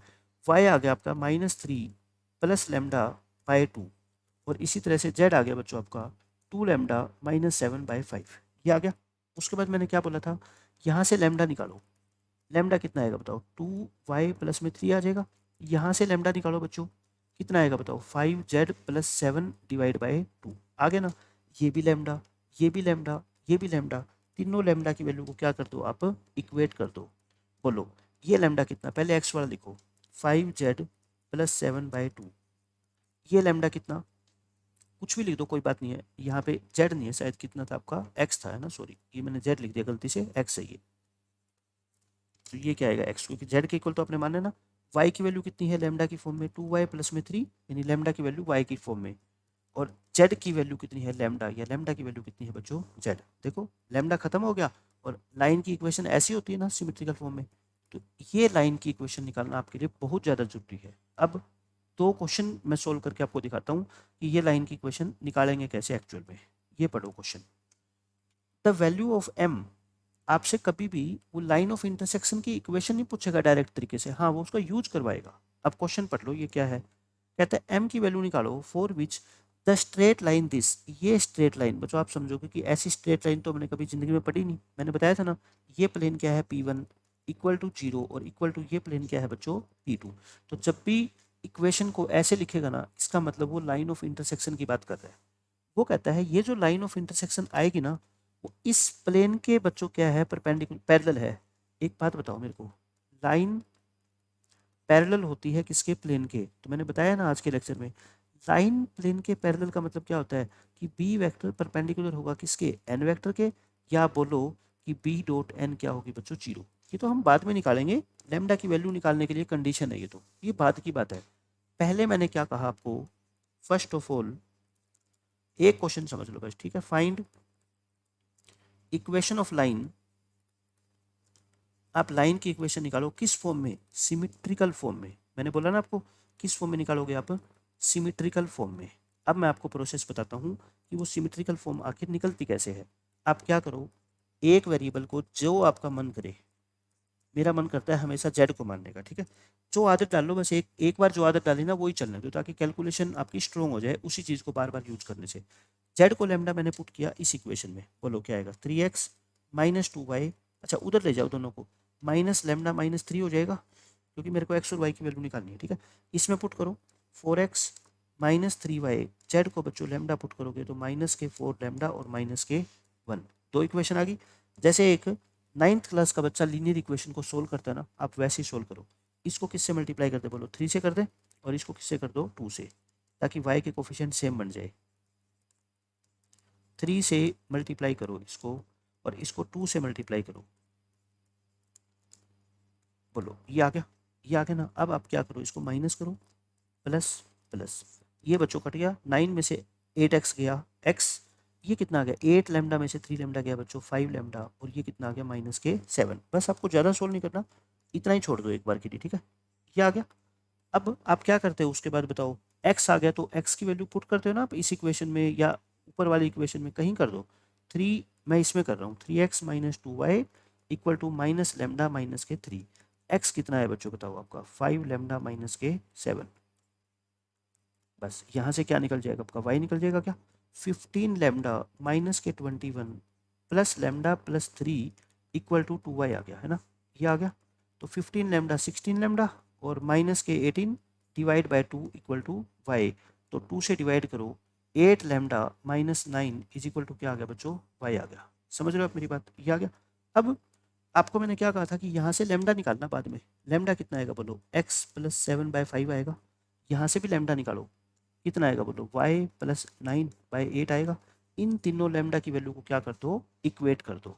सो equation of line in symmetrical form, मैं पूरा इसलिए लिख के बता रहा हूँ ताकि बोर्ड का बच्चा भी अगर इसको देख रहा है तो वो ऐसे लिखेगा पूरा पेपर के अंदर, ठीक है। सिमेट्रिकल फॉर्म में लाइन की इक्वेशन बोलो क्या होती है, पहले एक्स वाली वैल्यू लिखो, एक्स लैम्डा की वैल्यू को इक्वेट कर रहा हूँ मैं, ठीक है।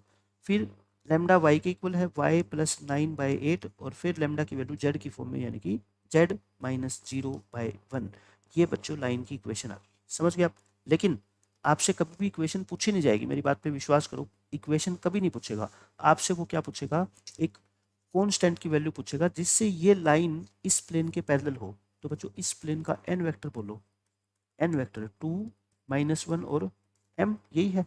तो इसकी जो डॉट प्रोडक्ट है वो इसके डायरेक्शन वेक्टर से डॉट प्रोडक्ट क्या रख दो, 0 रख दो। तो यानी कि 5 × 2 प्लस 8 × -1 और plus m × 1 equal to 0।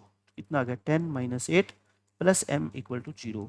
m की वैल्यू कितनी आ गई बच्चों, -2 आ गई। ठीक है, बहुत अच्छा क्वेश्चन है।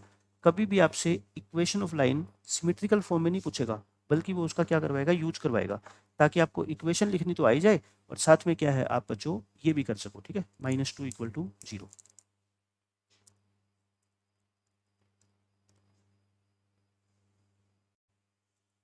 देखो बच्चों क्वेश्चन नंबर 124, ये क्वेश्चन जो है ना जेई वाले बच्चों के लिए इंपॉर्टेंट है। बाकी जो एनडीए की तैयारी करते हैं, बीएससी की तैयारी करते हैं, उनके लिए ये क्वेश्चन ज़्यादा इंपॉर्टेंट नहीं है, क्योंकि ये लेंथी बहुत है। तो ये सिर्फ जेई वाले बच्चों के लिए इंपॉर्टेंट है और बहुत ज़्यादा इंपॉर्टेंट है, क्योंकि इसमें सिमेट्रिकल फॉर्म का यूज होगा। देखो क्या पूछा गया है, find the shortest distance between the lines this and this.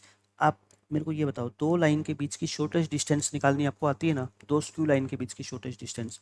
But इस क्वेश्चन में प्रॉब्लम क्या पता है, एक लाइन तो आपको दिख रही है, ये दूसरी लाइन आपको दिख नहीं रही, लेकिन मेरे को दिख रही है।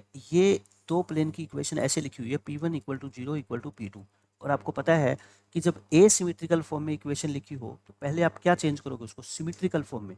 और जब सिमेट्रिकल फॉर्म में आ गई तो एक लाइन ये और दूसरी लाइन ये, तो आपको याद है दो लाइनें होती थी, आर वेक्टर इक्वल टू, मैं लिख देता हूँ, ए प्लस लेमडा बी वेक्टर, यानी कि A1 plus lambda B1 vector. और एक लाइन होती थी आपकी बच्चों A2 plus mu B2 vector. इन दोनों के बीच की शॉर्टेस्ट डिस्टेंस बोलो, shortest distance between two skew lines. ध्यान आ गया, ये लाइन पैरेलल भी हो सकती है और स्क्यू स्क्यू लाइंस भी हो सकती है। तो क्या फॉर्मूला होता था बोलो, A2 - A1, और इसकी डॉट करते थे हम B1 क्रॉस B2 से, और नीचे B1 क्रॉस B2 की लेंथ से इसको डिवाइड करते थे और पूरे का क्या ले लेते थे बच्चों, मोड, ताकि वो नेगेटिव ना हो। समझ गए आप। पहले आपको बस क्या निकालनी है, इस सेकंड वाली लाइन की इक्वेशन। मैं निकाल के दिखा देता हूँ एक बार और। मैंने क्या बोला था आपको, एक वेरिएबल को आप क्या मान लो, लैम्डा मान लो। जेड को लैम्डा मानोगे तो x + y = -λ -1 आ गया। यहाँ से बच्चों 2x - y = -λ और माइनस का 3 आ गया। अब की बार तो दोनों इक्वेशन को सीधा ही मैं ऐड कर रहा हूँ, y से y कट गया। 3x = -2λ -4, x आ गया बच्चों -2λ -4/3। ये x क्यों निकाल रहा हूँ मैं, क्योंकि अभी मेरे को y और चाहिए। ठीक है, नहीं तो मेरे को x का यूज नहीं करना, मेरे को तो लैम्डा का यूज करना है यहाँ पे x की फॉर्म में। बट मेरे को y भी तो निकालना है ना। यहाँ से देखो y, फर्स्ट इक्वेशन से बच्चों y क्या है आपका बोलो, -kx -λ -1, -kx।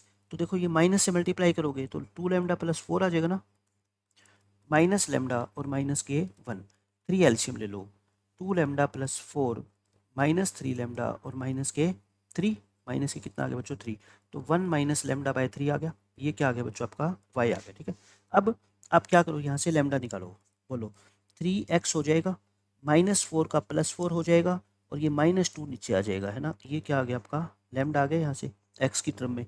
यहाँ से लैम्डा निकालना जरा, ये कितना आएगा बच्चों, 3y आएगा, -1 होगा और -1 नीचे आ जाएगा इक्वल टू लैम्डा। ये आपका लैम्डा यहाँ से आ गया। तो बताओ तीनों को इक्वेट करें क्या, x की फॉर्म में लैम्डा क्या है, 3x + 4/-2, यानी कि 3x + 4/-2, ये आ गया। y की फॉर्म में बोलो 3y - 1/-1, 3y - 1/-1, और z की फॉर्म में तो क्या था लैम्डा बच्चों, z ही था। लेकिन एक बात बताओ, ये इक्वेशन तो आ गई नो डाउट, बट अगर आपको शॉर्टेस्ट डिस्टेंस निकालनी है तो इसको स्टैंडर्ड फॉर्म में कन्वर्ट करो। एक्स वाई जेड के कोफिशिएंट क्या होने चाहिए बच्चों, ऊपर 1 होने चाहिए ना। ये बात कभी भी मत भूलना, अदरवाइज क्वेश्चन का आंसर गलत आ जाएगा। ठीक है, 3 कॉमन ले लो, और ये तो सिमेट्रिकल फॉर्म में है ही पहले। तो बताओ ये कितना आ गया, x प्लस में 4/3 डिवाइड बाय बच्चों -2/3 आ गया, और ये कितना आएगा y - 1/3 डिवाइड बाय -1/3 आ गया, और z -0 में 1 आ गया। अब मैं क्या कर रहा हूँ, एक लाइन तो मेरे पास आ गई ये जो मैंने निकाली सिमेट्रिक फॉर्म में, और एक लाइन मेरे को क्वेश्चन में ही दे रखी थी। मैं इन दोनों लाइन को आपको लिख के दिखा देता हूँ और सारी वैल्यू लिख देता हूँ, उसके बाद मेरा काम खत्म हो जाएगा, क्योंकि आप शॉर्टेस्ट डिस्टेंस के काफ़ी क्वेश्चन मैं आपको पहले करवा चुका हूँ। अच्छा, दूसरी लाइन और लिख देता हूँ मैं, देखो x minus one y plus one upon minus one, y plus one upon minus one, और तीसरी टर्म क्या थी, जेड बाय वन, और ये क्या थी बच्चों, जेड बाय वन। ये दो लाइनें हैं, ये दोनों लाइन पैरेलल तो है नहीं, क्योंकि इनके देखो जो डायरेक्शन रेशियो है वो आपस में प्रोपोर्शनल नहीं है, दिख रहे हैं, तो फिर पैरेलल नहीं है। तो एक बार इसको चेक कर लेते हैं, -2/3 और ये -1/3 और ये 1, ठीक है। अब यहाँ से मेरे को फटाफट बता दो, A1 वेक्टर क्या लोगे, फिर A2 वेक्टर क्या लोगे। A1 क्या होता है बताओ, इस लाइन का पॉइंट होता है ना, पॉइंट, यानी कि -4/3, 1/3 और 0। A2 वेक्टर जहाँ से ये लाइन पास होती है, 1, -1, 0। B1 वेक्टर क्या होता है, इसका डायरेक्शन वेक्टर, यानी कि -2/3, -1/3 और 1। और B2 वेक्टर क्या होता है आपका, 0, -1 और 1। ये हो गया 0, -1 और 1। उसके बाद मैंने पिछले पेज पे फॉर्मूला लिखा ही है। आप सबसे पहले क्या निकालोगे बच्चों, B1 क्रॉस B2 तो निकालना ही पड़ेगा ना, क्योंकि लेंथ भी तो निकालनी पड़ेगी इसकी। B1 क्रॉस B2 निकालो, -2/3, -1/3, 1, 0। कैलकुलेशन बस मिस्टेक मत करना मेरे कहने से, उसके अलावा इस क्वेश्चन में कुछ बचा ही नहीं है, ठीक है।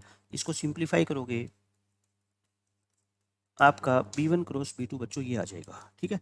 इसकी लेंथ भी निकाल लें साथ में, इसकी लेंथ भी निकाल लो आप साथ साथ में। तो बोलो कितना आ गया, इसका स्क्वायर करोगे 4/9, और ये तो 3 बार है ना, 4/9, 4/9, 4/9, तो 4/3 आ गया कुल मिला के। 4/3 का मतलब बच्चों क्या आ गया, 2/√3। ये B1 क्रॉस B2 की लेंथ आ गई। सो शॉर्टेस्ट डिस्टेंस, अब बोलो शॉर्टेस्ट डिस्टेंस का फॉर्मूला, शॉर्टेस्ट डिस्टेंस मैं एक बार फिर से लिखता हूँ, A2 माइनस A1 जो वेक्टर है बच्चों, इसकी डॉट करेंगे B1 क्रॉस B2 से, और डिवाइड में B1 क्रॉस B2 की क्या आएगी बच्चों, मैग्नीट्यूड आएगा इसका, ठीक है। ये है, अब वैल्यू पुट कर दो आप। A2 माइनस A1 आप निकालना जानते हो, B1 क्रॉस B2 निकाल ही चुके हो, इसकी लेंथ भी आप निकाल चुके हो, सब कुछ फॉर्मूले के अंदर वैल्यू पुट करोगे बच्चों, जो ऊपर निकल के आएगी आपका, कैलकुलेशन करोगे 2/3 आएगी।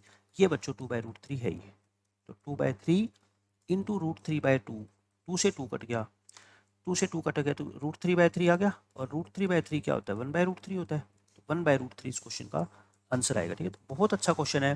पहले आपको क्या करना है, लाइन की इक्वेशन निकालनी है सिमेट्रिकल फॉर्म में, और फिर सिमेट्रिक फॉर्म में निकालने के बाद दो स्क्यू लाइन के बीच की डिस्टेंस कैसे निकालते हैं ये आपको अच्छे से पता है। तो ऐसे क्वेश्चन इसलिए एग्जाम में आते हैं क्योंकि इसने एक ही साथ देखो कितने सारे कॉन्सेप्ट आपसे यूज करवा दिए।